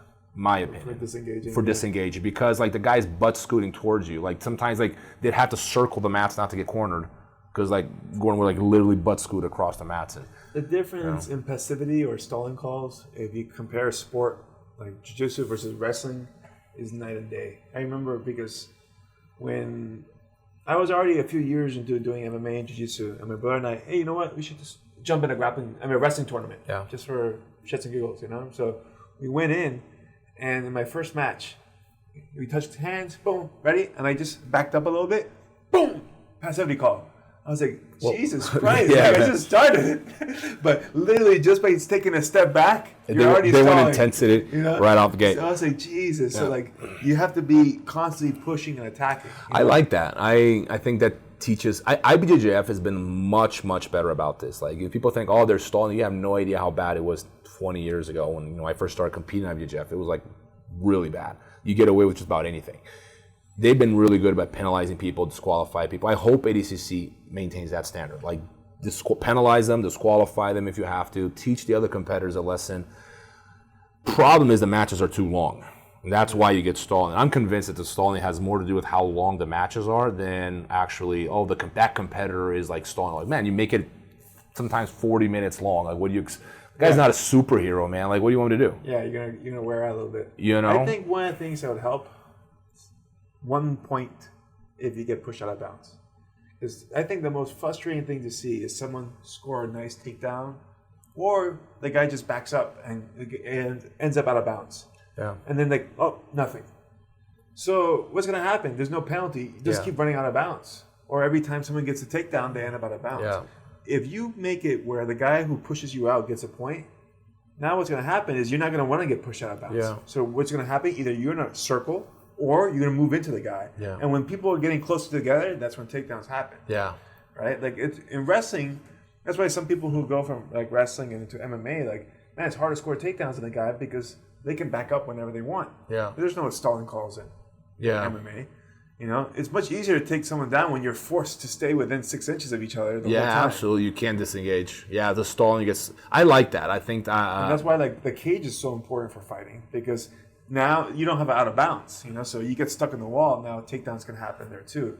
But like in grappling, out of bounds is like a free pass. Oh, all the time. Yeah. All the time. And then there's a really good way of acting like you're going out of bounds. Like acting like you're not trying to when you really are. There's a lot of acting that goes on, and it's difficult to fix, but because people fake, there's nothing you can do about that. No, but I think it should just be flat 1 point. If they go out of bounds. Out of bounds. So I don't care what's going on. So they have to be engaging. You have to be conscious. So that's. But here's the thing, though. Like, there are people that were literally like sumo wrestling their opponents out of bounds. It was like in the heavyweight, because it used to be like that. Anytime you stepped out of bounds, you were penalized. But then the guy, they get like these, especially in the ultra heavyweight division, they would like sumo wrestle him out of bounds. And the guy was like 80 pounds lighter. He was like, what the hell do you want me to do? He's grabbing my gi, pushing me out of bounds. I can't stop him. Well, to me, pull guard. Yeah, I know. I'm with, but like, so the criteria they have now, I think it's a good solution. They go, whoever's trying to take the fight out of bounds gets penalized. So the guy who's trying, just pushing, if he's not trying to go for takedowns, he gets penalized for pushing. He has to be trying to take him down. If the guy is circling out of bounds all the time, anyone who is disengaging the fight is the one penalized. So it's a similar criteria to wrestling, but I think the wrestling is just a lot harsher. Like the wrestling you're describing is just like boom, boom, like really fast negatives. Whereas in IBE Jeffs, at least they're not that fast, right? They allow a little bit. Like in my opinion, at least in the no-gi worlds, they were allowing it way too much, if you ask me. Yeah. I hope that ADCC penalizes them more like it is in wrestling, you know. I mean, I can name tons of matches where there were so many out of bounds that happened. Yeah. It's like, if you would have been scoring takedowns or at least giving 1 point, this match would have been determined in regulation easily. You know what I mean? But like every time someone falls out of bounds or they run out of bounds, I don't know, I feel like it would just make the sport more exciting. Yeah. And you would also get more points on the board also. Because nobody likes watching a 0-0 match go into triple overtime. Yeah. That's boring. I've been 100%. Like no, the thing I think long matches don't make it better. Like everyone thinks that the longer the match, the better. I don't think the fans like it. The fighters, I know they hate it. Yeah. I've never met a fighter who says, I can't wait to fight a 40-minute long match. Like I've never heard that. Yeah. I think 10 minutes is pushing it, if you ask me. I always argue with IBE Jeffs, like you should make the matches like 8 minutes long max. Like 7 is probably my preferred number. I think anything beyond that is just, it's going to slow it down. There's no way out of it. For sure, yeah, because you can't sprint. You know what's funny? Like a lot of times the promoters, the people who are in charge of making these rules, they're practitioners but not competitors. Yeah. So in their mind, you should just train harder because you're not doing anything else. Just train harder, you'll be in better shape. And it's a complete denial of your physiology and how much you can push your body. It's not a matter of will. It's a matter of you cannot go 100% for 10 minutes straight. And no one can do that. Even if it's not a matter of I'm going to train harder. Your body can't do it. Your body, like you need, and every sport is the same way, but there's an expectation for fighters to move around like crazy for 10 minutes nonstop. Or in ADCC case, 20 minutes, and it's just completely unrealistic. Yeah, like they're gonna have stall. to pace yourself. Yeah. Of course, it's too much. You know, and only people who compete and understand this, people that are just, you know, practitioners or observers, like just fans of the sport, they look, you just got to train harder. Like, trust me, they train hard enough. Yeah. That's not their problem. So next, we have Kiteo, one of our favorite guys. if not the favorite in the bracket, definitely the funniest. You know, I still send it to my friends like that one video he did of like the self defense against the rubber penis. Have you seen that one? Yeah. Shit cracks me up every time. I've seen it like 20 times. It's still hilarious to me, man. Such a great guy, very charismatic. And extremely talented. Yes, he's got a few trick moves without disclosing them that he can hit on anybody. Yeah. And I've seen him hitting it all the time. He very well-rounded grappler. I think like we were talking about people that don't have that hyper focus. I know he's got an acting career. He's about to take off, and he's got I know he's involved in like a number of different projects. I worry about that, like him being spread a little too thin, because I know exactly what that's like. It's kind of what I did to myself too. Let me get involved in 100 operations here and try to win at every single thing. You know, it's just not realistic. I worry about that a little bit. As far as talent goes, I think Kid is one of the most talented people I've ever trained with. He's very gifted. He's super talented for sure. And I think that, like you said, the problem is he well prepared for this? As well, I'm sure he's prepared, but compared to someone like, I'm trying to think of a name. Some of these guys have been preparing for this since they started training jiu-jitsu. This is their dream. They've been dreaming of ADCC, you know. So it's the competition he's up against are people that have put more time and energy into this preparation than he has over the last few years. Correct. And that's the part that concerns me. It's not his ability to win or his gifts. You know, it's about the will to win, exactly. And that's based on how much work you've put in. You know, because you don't have to be the best fighter in the world to win fights. If you have a good game plan and you have the will to win, at a certain point, it just comes to will. Like, who's going to fold? Yeah. You know? Who's going to give up a key position just because they've taken too much damage or they're just too tired? No, and the rules in ADCC allows you to cardio people out. I mean, because it's so long. That's the other thing. I think ADCC sometimes it's like because the match is going to be so long, it's the best athlete who wins. Yeah. You know, and the thing is, like, when I have this discussion with IBE Jeffs, because I'm always arguing with them trying to make the matches shorter, right? And they're like, oh, but then the more technical guy is going to win if the match is longer. I'm like, I think it's the opposite. Yeah, there's no. I think it's the opposite. Like, the more athletic guy is going to win. The longer the match goes, the better the odds of the more athletic guy winning. Yeah, the longer time is essentially you're testing on endurance. It's endurance, and a lot of that is like, it's not just your will. A lot of it is just not your preparation. A lot of it is just some people have a higher count of red blood cells, bigger heart, more vascularized muscles. They're genetically more gifted in that. So when you make it longer, you're actually putting the ball. You're giving an advantage to the people who are more gifted. Versus, I think it's less fair. You know, with a shorter match, you would have a better display of who's better. Well, you're going to make it more intense, right? Just by nature of it. Like you said, if absolutely. Say we're going to do either a 30-minute running contest or we're going to do like a 3-minute running contest, right? The 3-minute one's going to be sprints, right? It's going to be hauling ass. It'll be exciting. 30 minutes, we're like, man, okay. Pacing yourself. I'm going to run at a 30-minute pace. You know what I mean? I could have not said it better. Like, that's exactly what's happening. So if you're expecting a 40-minute sprint, you're out of your mind. That's not going to happen. Nobody can do it. And no one can sprint for 40 minutes. They're going to jog. Yeah. The best runners in the world are going to jog. Yeah. No, and if you see someone, he looks like he's sprinting. He's running 30 minutes super fast or whatever. He can run faster if you put him in 3 minutes. Oh, 100%. Yeah, he's just running faster than me and you. Yeah, exactly. I'm a horrible runner. Yeah. But, that's not his sprint. That's just fast for most humans. And I know, I think I talked about it last time, but when I went to face Zanji Ribeiro, I went into it going, I'm going to beat him in double overtime. Because I saw he's bigger than me, stronger, I can outlast more technical, but I can cardio him out, And that's perfectly fit strategy, man. It is a fit strategy, but at the same time, that's a boring match. I mean, it was one of the victory I was proud of because it was beating a guy like Zanji. He was number one. Yeah, who's a jiu-jitsu practitioner in the world. I mean, I think he had just come from winning the open weight class the year before. I think he took second in ADCC that year. Yeah. No, he won his division. Oh, he won his division. He won. He beat Braulio in the final. That was my division. Okay. Yeah. So he did win. And he was like a current open weight IBJJF world champion, I believe. So I'm proud because beating someone like that takes a lot. But I know for anybody watching that match, you're like, God damn, please, just fast forward the hell out of it. No, but there's no way out of it, man. So I think shorter matches are the way to go. Correct. If you made that match like an 8-minute match or like a 5-minute match, it's going to be a sprint. People are like, oh, it's not enough time to work. It's enough time. It's plenty of time. I think 8 minutes is a good time. Yeah. All right. Murilo Santana, one of the best coaches in the world, in my opinion. He's not representing Barboza, but he's a head coach of Unity, which is ironic. He's representing Barboza. But also solid guy, definitely spread thin with the whole coaching thing, probably teaching a lot of classes. And these guys are always at a disadvantage, in my opinion, because they got more to worry about, right? Yeah. But very solid. I had the opportunity to train with him in Brazil. I didn't know who he was. I remember we were in Brazil was really at that point it was probably the number one team in the world, and he walked in. We were at Damian Maia's gym, and I had no idea who he was.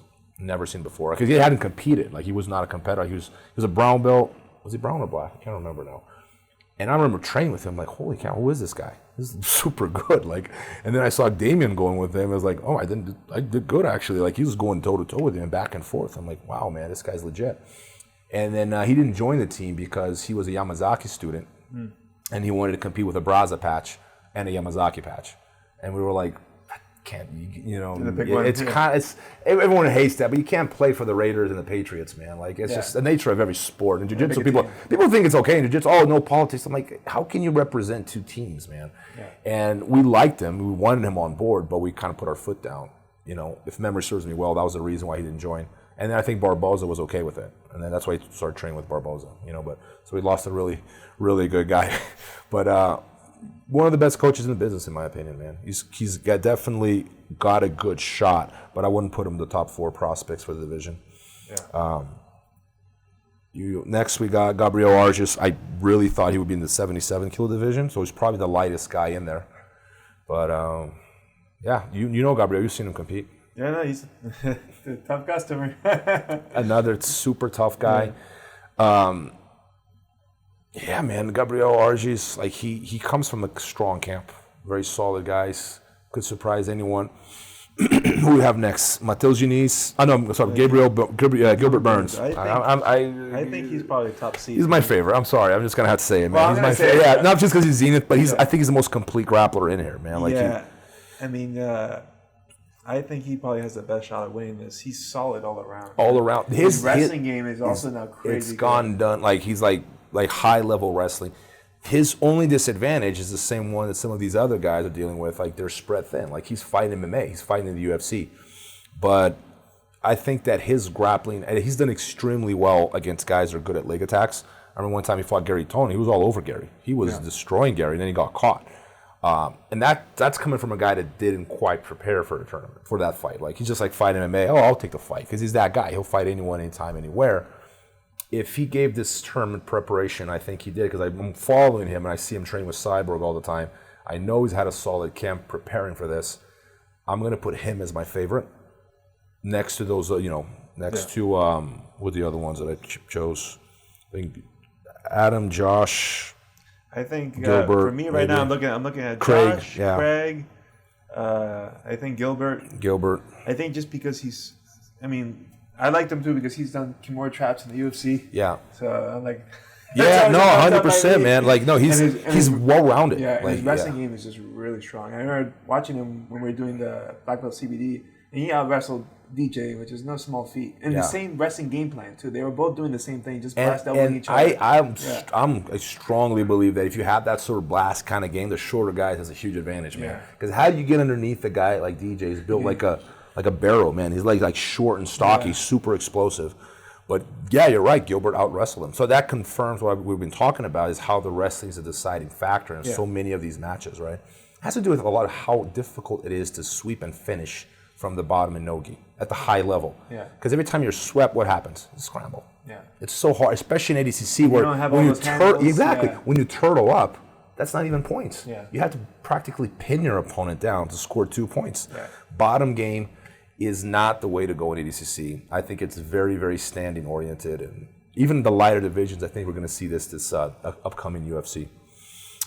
All right, Mateus Diniz. Everyone knows Mateus, super tough opponent. One again, it could surprise anyone. He does really well no-gi. He just beat Josh Hinger, Kasai, very close fight.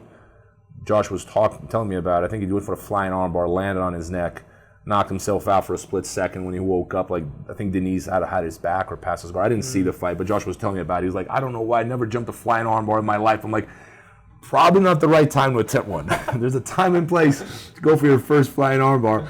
Probably not, when Kasai against Mateus Diniz, but very solid competitor.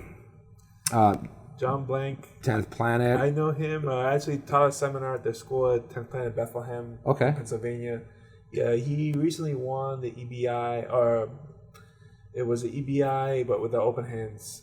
Combat jiu-jitsu. Combat EBI, there you go, yeah. And really good attack game all around, so it'll be interesting. Again, like I said, I don't think he's ever competed in a rule set like this before. They're at a disadvantage, like these guys, because they prepare for a system that doesn't have points. Right, so if someone passes your guard, why would you turtle up? It makes no sense. Stay flat on your back. So that's the disadvantage they're facing, but you never know. You can always surprise someone. Mason Fowler, Caio Terra, you know him?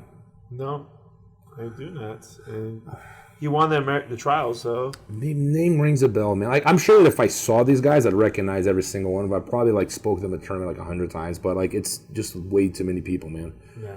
All right, let's move up to the 99 kilo division, guys. We still got a lot of names to talk about. Below 99, I'm sorry. Perttu Tepponen from Finland. Timothy Michaels, Tim Spriggs. I'm just reading his whole name here. Tim Spriggs. He was at the Grand Prix recently. He lost to the Hulk, Lucas Barboza. Yeah. Just killed it with the wrestling, by the way. It was a beautiful display of wrestling by Lucas. He lost to Cyborg. He was winning. He gassed out. Cyborg. By the way, Cyborg was the most conditioning person in that whole tournament. Everyone seemed to gas out but Cyborg, which is impressive. Tough feat for a heavyweight, right? Because you're carrying so much heavyweight. How long he's been training, fighting, and the fact that this guy, you know for a fact that he's busy because he's a gym owner and team owner, and it just adds to stress and stuff. Good for him, man. So, props to Cyborg. Paulo Jose, I don't know who that guy is.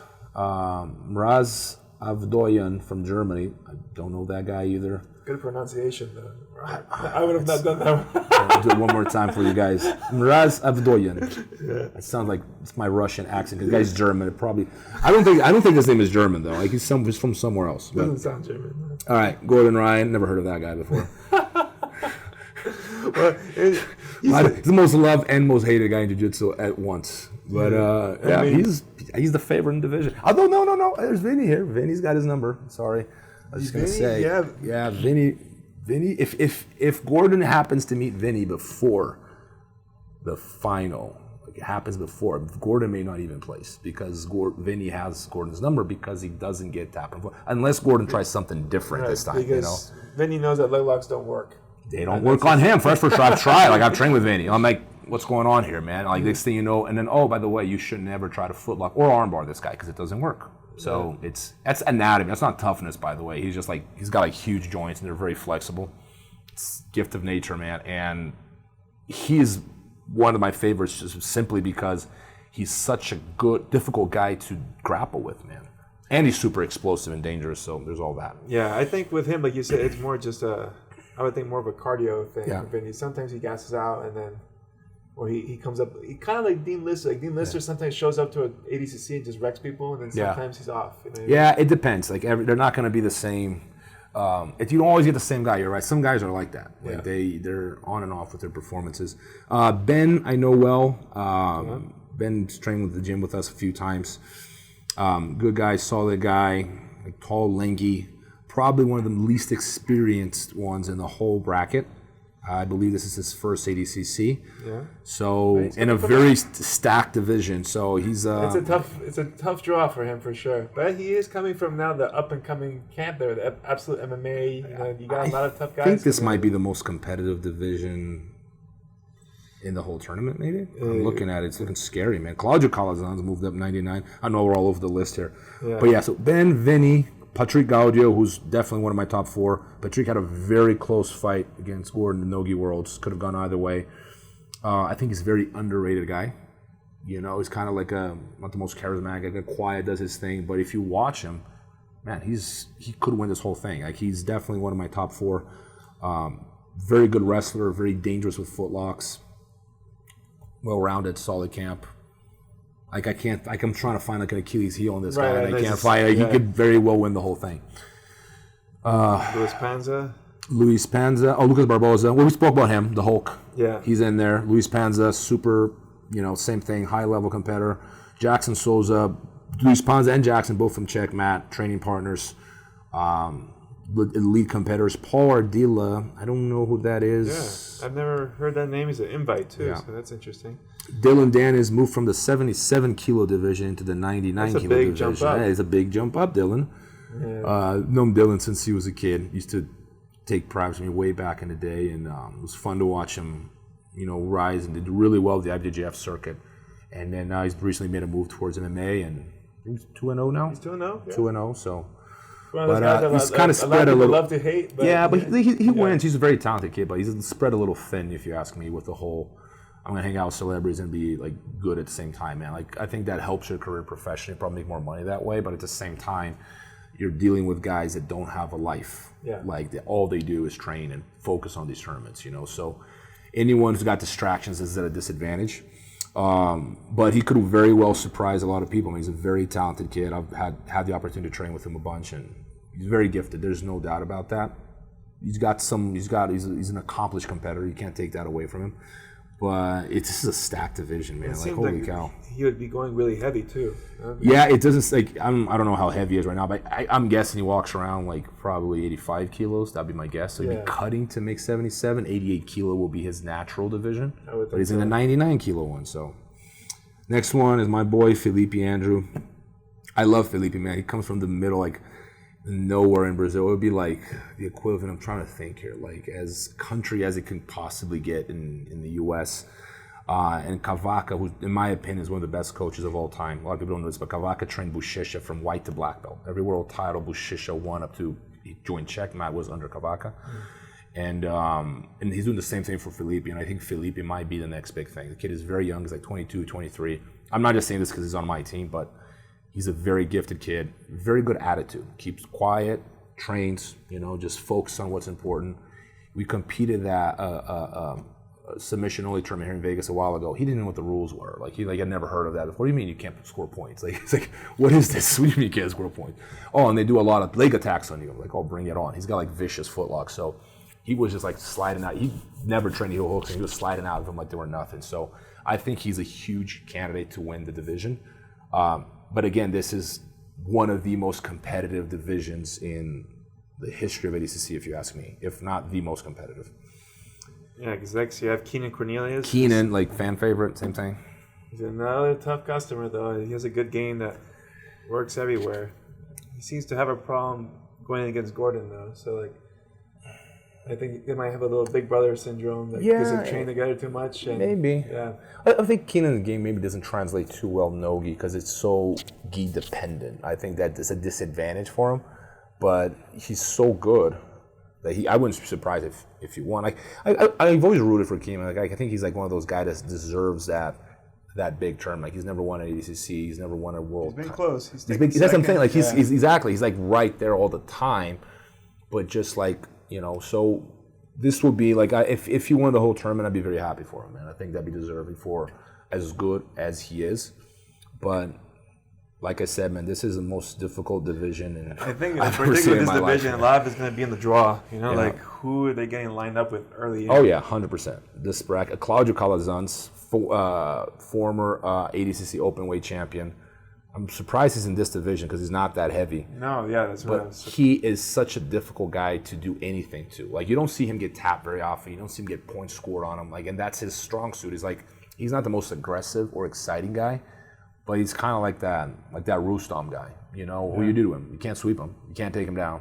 He's got a really good takedown defense. Granted, he's going against some really heavyweights here, so which might negate his wrestling advantage because I know he has a good wrestling game and also good wrist locks. Yes, but it's his wrist lock game comes from a lot of attacks with the gi. Without, I don't know how it's going to translate, but this guy's former ADCC heavyweight. You can't count him out. He may very well be, the big name division. Who knows? You never know. All right, Dave, should we move up? Yeah. Let's move up a weight class. 99 kilos. So we got Buchecha. I think fair to say number one grappler in the world. Yeah. Competing, I still rank Roger number one, but I think if we're talking about the one are active, I think it's always unfair with the lightweights. I always say this, but if you count overall, you have to give it to Buchecha.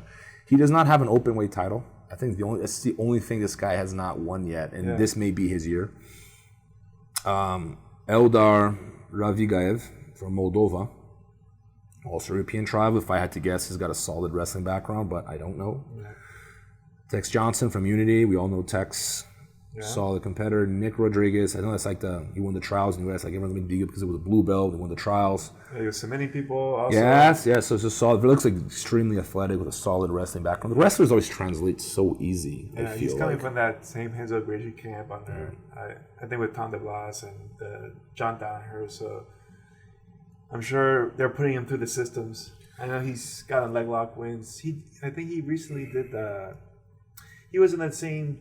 It was in BJJ Fanatics team. Yeah. And I think he's won the first match by heel hook, and then the second match it went draw. But he looked to have a very top-heavy wrestling-based game. So his style will translate really well here. But again, he's probably the least experienced in the whole division. I don't know how well experience he is in wrestling per se. I wouldn't know. But as far as submissions tournament goes, he's very inexperienced. That's definitely gonna be a disadvantage. He's going against some really solid, experienced big names here. But and then we have Antonio Braga Neto, who I know well. I fought him twice. Former UFC fighter. He is placed in the world. Actually, won the world. I think the year after I retired. I think he won my division. I believe he won the next year. I believe 2008, 9, he won. He's a very, very tough competitor, man. Mateusz Juskowiak, you know who that is? No, I do not. I wouldn't know how to pronounce it either. Yeah, I'm gonna say I'm gonna wing it. Mateusz Juskowiak. He's from Poland. Probably butchering his name, but everyone from Poland is tough, by the way. The best grapplers in the world, in my opinion, come from Poland. You have a lot of solid companies, especially at the lower ranking. At the higher level, you see some good ones, right? But when it comes to blue, purple, man, they're some of the best competitors in Europe, for sure. I always say it's like on average better than the U.S. and Brazil. On average, because people in the U.S. and Brazil are getting belts handed to them way too easily. In Poland, like they're just like super strict on belts. Like sometimes I don't see someone for 2 or 3 years. I'm like, man, you're still a purple belt. Like I thought you'd be a brown belt last time I was there. 2 or 3 years go by and they really hold them back like that. So they're very tough on the screening process, which is good. A good thing, you know. And you have Yuri Simões. Yuri Simões, favorite too, two-time UFC, keep saying that, ADCC champion, super tough. His wrestling has been really the key thing in his game. And I keep saying, guys, I'm giving you guys a tip. If you're listening and you love Nogi and you want to win ADCC one day, we're giving you some good tips here, man. Like this is the key to victory in the future is learning. I would say two skills that we already talked about. One, learn how to wrestle well. 2, learn how to take the back and attack well. Those are the 2 top ones. If I had to pick 2 things to be absolutely incredible at, would be takedowns and back take. Yeah, that's all you need. Because if you take someone down in ADCC, they're going to try to avoid those points. They're going to expose their back. Turtle up. So if you know how to take that back well, or just finish from there, you're set. Man, this division is stacked to Orlando Sanchez. Again, Orlando's like the most exciting guy, Dave, but how do you beat him? Like, how do you sweep this guy? How do you take him down? You know, like, he's a tank of a man. Like, what do you do? Cyborg, also former openweight champion, a favorite, coming from a huge win at the Grand Prix. He looks solid at the Grand Prix, man. I would not be surprised if he took the division. Yeah, I would say he would be my pick here. Although that's again top 4. Look at this guy. Look at this division. It's crazy, man. Like, because he has faced Buchecha before, and that's how he won his absolute division. Yes. And again, it was a cardio win, right? Yeah, he's got a really good gas tank. Because Buchecha started gassing. Yeah. Because they Which faced never each other. happens. Yeah, because he faced him in the heavyweight division. Buchecha beat him. Yeah. So it was like a rematch in the absolute. And then Cyborg beat him. Yeah, because again, cardio. So like Cyborg's cardio is exceptionally well. And Jared Dopp, super solid guy too, good wrestler. A lot of good wrestlers division. I mean, it's a heavyweight division. You can expect it. João Gabriel Rocha, one of my definitely top 4. He's an animal. I was watching the Grand Prix. He's got very good defensive wrestling. His offensive wrestling is not as good as his counter wrestling. Like he's the kind of guy you don't want to shoot on, but if you don't shoot on him, like not much else happens. Yeah. You know, like his matches like. Really... I know. I faced him in the last ACC I did in the absolute division, and I was like, Jesus, this guy's like a giant. He's a monster. Yeah, no, he makes me look short. He clubbed my head once and it threw me like halfway. No, he's just a big dude. Yeah. I was like, good God. Yeah. Kainan Duarte, too light for that division, if you ask me, but a very solid guy. Antonio Carlos Jr., Karat Sapato, solid guy, also in the UFC. Yeah. Vitor Hugo was in the Grand Prix. He lost to Cyborg. Little inexperienced, in my opinion, but like a huge prospect. Just got promoted to black belt. Like, I guess he's like 20 years old, something like that. Huge. Like one of the heavier guys in division. Yeah. And then we have Muhammad Ali, always a big name, former IBE Jeffs world champion, always a huge prospect in division. Yeah. John Hansen, I feel like I know that name. I'm trying to put a face to him. Don't know. So this is, again, very competitive, like you said, division. A lot of champions in here between Orlando Sanchez, Yuri Simões, Robert Cyborg, Buchecha. That's 4 champions. Yeah, man, that's tough. So I won't say it's as competitive as the one below, but this is one of the most competitive divisions I've ever seen. I think this has the most champions of any division, though. It's true. So I would say probably those 4 champs would be my top 4. Okay, so let's move on to the women's division now. The women's division, you guys know, there's only 2 of them, and they have less competitors, so it's 8 per division. So they win 3 fights to win the whole tournament.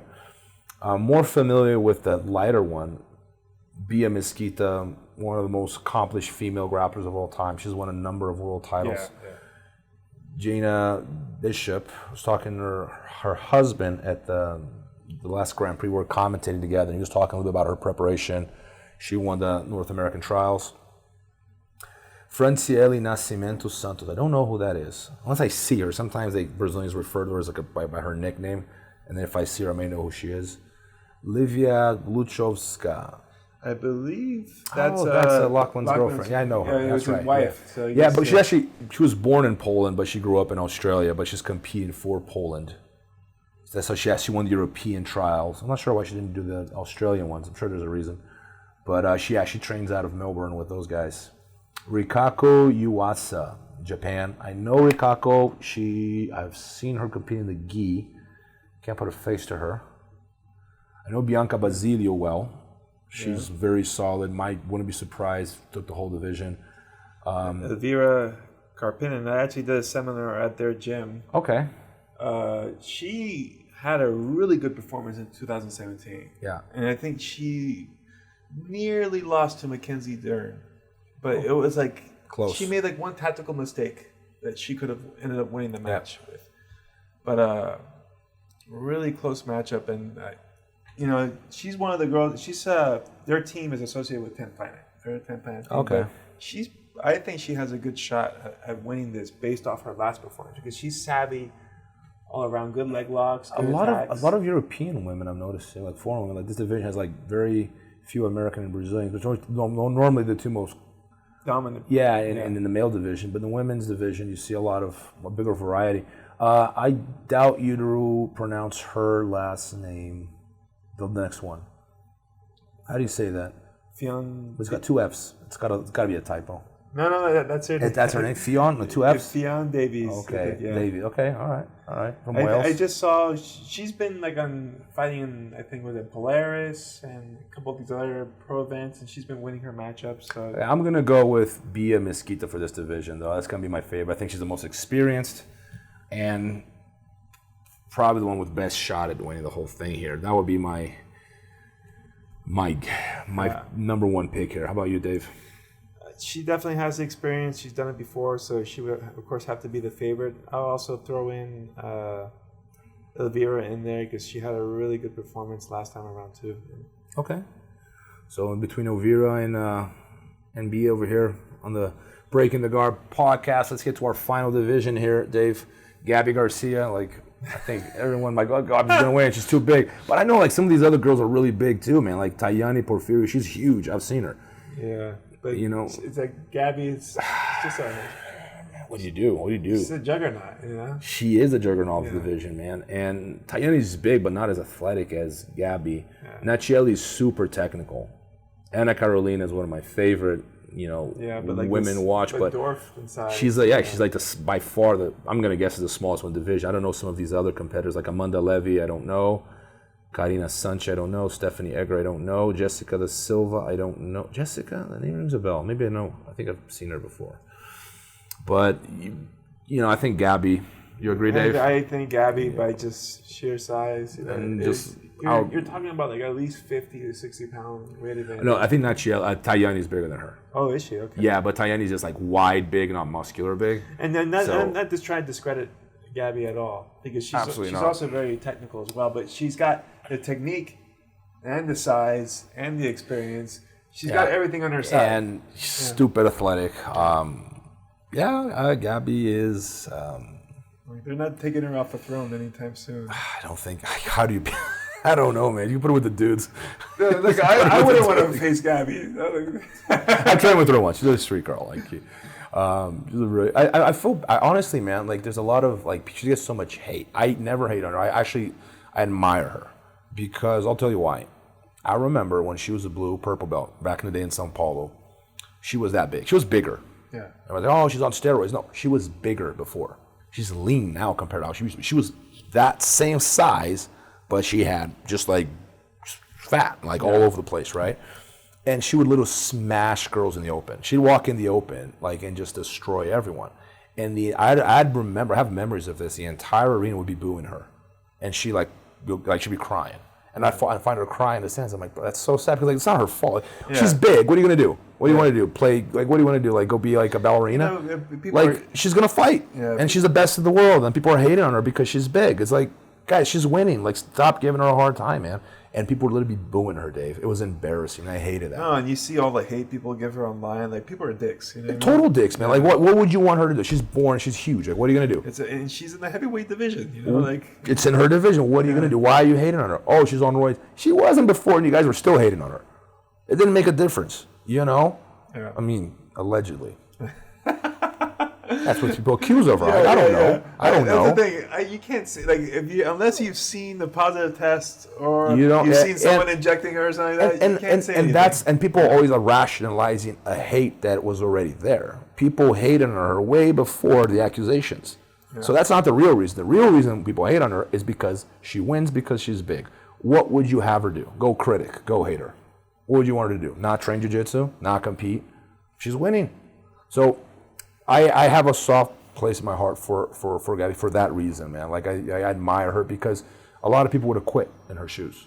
Which the amount of hate she's gotten. She didn't. You know, especially as a woman and like everybody like taunting her and making fun of her and this and that. Like, you know, that's hard, you know? You know, that's not easy. I think it's something more difficult for, especially with all the pressure of the media and, you know, society puts on women to look a certain way. Yeah. And she's not, you know. And she pushed through it, man. And she's still out there doing it, you know. So, like you said, God bless her. And she's the best in the world at what she does, man. Kudos, you know. Like, we should be applauding her. Like, she made the most out of it, you know. She had a million reasons to, like, I'm not going to expose myself. And there she is, exposed herself. That's hard, man. That's hard. Like, that takes thick skin. Not everyone's meant for that. No, like, I know, I wouldn't like it. I don't think I have thick skin like that. I'd hate it in her shoes, you know. But, you know, she toughed it out, and so I'm actually rooting for her. Yeah, well, I think, like you said, she probably doesn't need much of our support. She can doesn't need it. She does not care. No problem. Win regardless. We're left for the Superfight, Dave. That's the last one to talk about. Yeah. We have current Superfight champion versus current openweight champion, Andre Galvao and Felipe Pena. And I think Andre Galvao is the longest reigning absolute champion in ADCC UFC history. He's won like 3 super fights now. I just said UFC also. You got me. I got it. Pinnacle of the sport, I guess. But yeah. I think Andre probably has the tools to do everything, you know, because he's just good everywhere, you know. Andre was just here a week ago. He was here for the Masters Worlds, and he trained at the gym. I didn't train with him, and him and Joshua Hafi trained with him.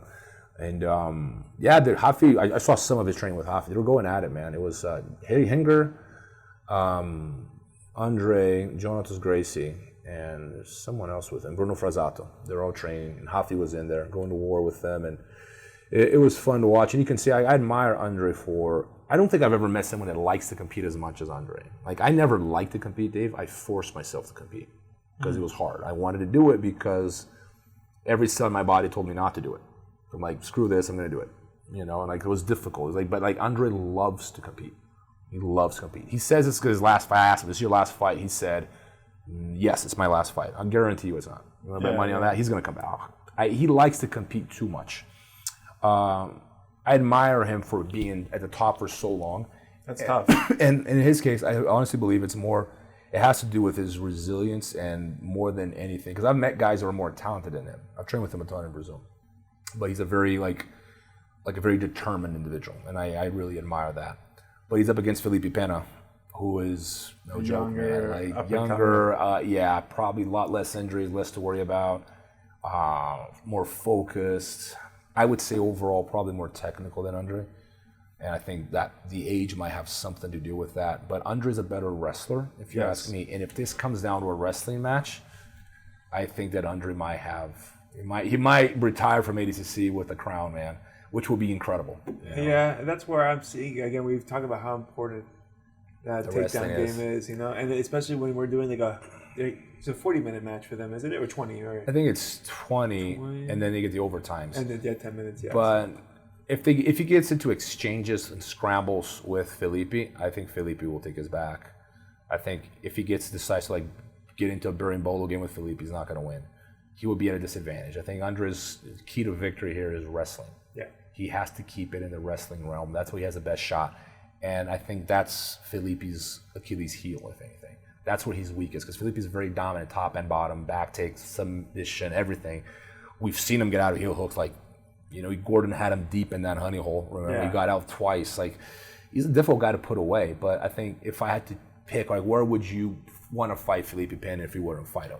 I think the best place to beat him would be wrestling. Yeah, I think not that he's not bad, but it will be the weakest aspect of his game, and I think Andre knows this. So, be interesting to see how it plays out. Yeah, I think that's probably going to be the big determining advantage there. It's just going to be that wrestling game. And Galvao just has a really strong wrestling game. Now, good blast double legs and just a lot of forward pressure. He's not going to gas at any moment. So when someone's running a wrestling game on you and you're the receiving end of it, you're getting tired. I think Andre's strategy for this fight might be to push, kind of like your strategy with Shanji. Yeah. Push deep waters. And I think you're right, because he's got really good cardio. Andre's condition's always been very good. Although I don't think I've ever seen Felipe gas now that I think about it. Maybe once. The Worlds, like last year, he looked a little tired. But I think that would be the best strategy for Andre. I think that's what he's going to try to do, is push his fight for as long as it could possibly go. He's faced a lot of dangerous submission guys recently. I mean, he fought Bradley with steam on when he rematched him, and he just pressured him. Wrestling him, back. And I've trained with Andre a lot in Brazil. I'm not going to say this, but you don't want to let Andre free. He's one of those guys you got to let, no, stay right here.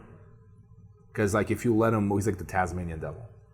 He's the kind of guy you want to grab and keep him right in front of you the whole time. You don't want to let him do this right here because he's very articulate. But so is Felipe. Andre scrambles where he moves well, but I think Pena is probably even better than Andre there, man. So if they make it dynamic, it'll be fun to watch. Yeah, and just from our last interview with Felipe, how he just kind of impromptu came up with that roll off the honey hole escape. That's insane. It's insane, man. I'm still I'm watching, I can barely do it, man. And then this guy's coming up with it on the spot. It's it tells me so much about how we learn jiu-jitsu. We learn jiu-jitsu by a lot of time just following our instincts and improvising, man. It's not like I'm going to go to bed and think about a move. And I think that's doomed to fail. Most of the true knowledge we acquire through our journeys is through experience, man. I think that Felipe pulled it off when he really that escape out of nowhere was, to me, one of the most amazing transitions that I've ever seen in all of jiu-jitsu, man. It was especially absolutely someone as beautiful. Dangerous as Gordon from that in his position. That's his position too. So kudos. Right. You wanna recap this real quick? So if you just skipped.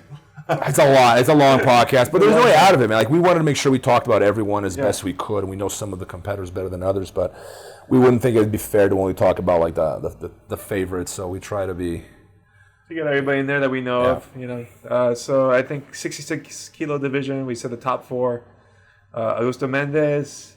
Who else did you say? Jamal Hill. I think I said Bruno Frazetta. And then our number 4. I don't think we put a number 4. Let me see. We'll pull one right now. Go ahead. Pick one. I'll go with some young blood. I'll go with Kennedy Maciel. Kennedy. Champion. Kennedy. I don't know, Gianni Grippo. With one of those two. We'll put a tie between Kennedy and Gianni. Oh, I forgot about Gianni. Let's say Gianni because he's got the experience, Okay, who else? So many good guys in this division, man. 77 kilos. JT for sure. I think we said Lepri. Rocha.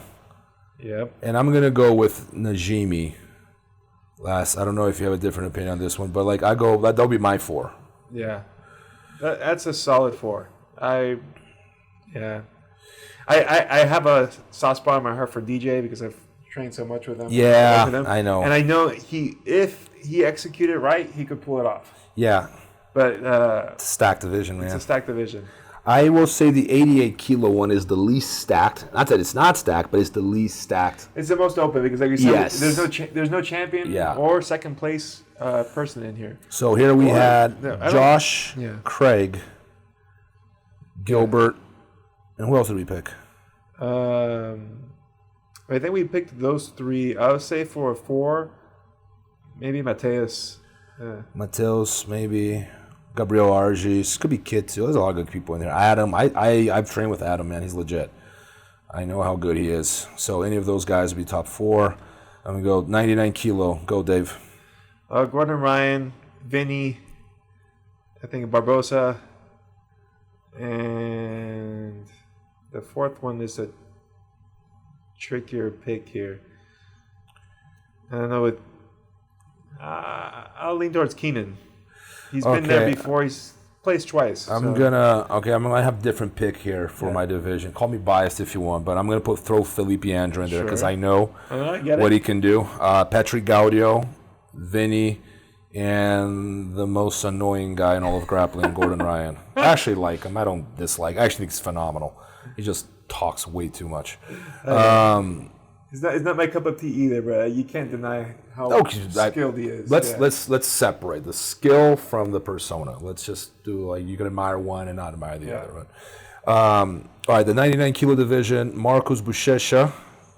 Who would not put him in the top 4, so we can almost skip that one. Yuri. Yeah. Cyborg. Yeah. Agree? I agree with those 3. Who's the next one? I think, well, it would be between Joao or Orlando, I think. João Gabriel Rocha or the other one? What's the other one? Orlando Sanchez. Or Orlando, I agree. Again, it just depends on the draw, you know. Like, man, Orlando. I think out of all these guys, the one I'd be least inclined to want to fight is Orlando. Oh, yeah, no. I don't know what to do. Like, I kick off the game plan. I remember seeing in 2017, Tom DeLuise was against Big O. Yeah. And there's pictures of him where he's like, I don't know what to do. Every single one of these guys, I can come up with a game plan that I would maybe lose, but I know the game plan was right. Against Orlando, I have a hard time coming up with a game plan because I don't know what to do. What do you do? Like, you can't take him down. You can't sweep him. You just hope to win a decision. Yeah. You know? It's a really, again, another juggernaut in the division where absolutely. Like, you need something magical to happen to win. Dave, that was okay. We had the women still. So women, we agreed on Bia. Do we agree on Bia? I'll say Bia and I'll say Elvira. We'll go with 2. Okay, and then we Elvira. That's right. There was Elvira, and then the above 60 kilo. Gabby. And if I had to pick another one, it'd be Nachieli. But what do you think? I don't know if you got anyone else you know. I don't know Nachieli. I'll say Ana Carolina Vieira. She's my favorite one, but like I just can't see her out wrestling these big girls, man. Like it's gonna be too difficult. Yeah. You know, unless you had like Olympic caliber wrestling. Like, Mackenzie Dern pulled it off, right? When she in the gi, she beat Gabby. That's right. No, and then in the ACC, I think she also beat. I know she beat her in the gi at Abu Dhabi Pro. Maybe I did not see the ACC, but I believe in the absolute division, she had won. Got a back take. Oh, there we go. Okay, Andre Galvão and Felipe Pena. I'm leaving Galvão. I know you play. But it would be like 49-51 kind of lean, man. Like it could go either way. Like I'm going with maybe Philly just because he's younger and hungrier. But Galvão has the edge on the experience and the wrestling. And I feel like decisions, whenever it's up to decision, the referees, the judges, they lean towards the current champion. Yeah, there's that lean. I'm not sure I feel so. Especially, I don't think that lean is fair if you ask me, but I think that he might win if it goes to decision like that. Especially if he's going to be putting a wrestling game. He's more undoubtedly going to be more aggressive on top, so it's going to look better. So let's see what happens. We got 2 weeks to go. I hope you guys enjoyed this episode. This is episode 6. It will not be the last. We got many more to go. We should have some special guests here coming soon. And by the way, if you would like to shoot us some suggestions for different topics for us to talk about, me and Dave, it's a very flowy kind of podcast. We don't stick to one topic or the other, go on tangents all the time, and it's very organic. So if you guys got suggestions, you would like to hear more about this or more about that, any kind of like constructive criticism too, you guys can find me and David Avalon on Instagram. I'm not very active on Facebook. Don't write me there. I can only handle like one social media, man. It's like a part-time job. I have friends of mine that are like on all platforms 4 hours a day, man. I can't do it. But message. You can shoot us a message there. Again, we can see our handles here. Follow the account, Breaking the Guard, on Instagram, Facebook, our YouTube channel, and spread the word. If you can share this with your friends, we'd really appreciate it. Awesome. Thank you, guys. Thank you, guys. Until next time.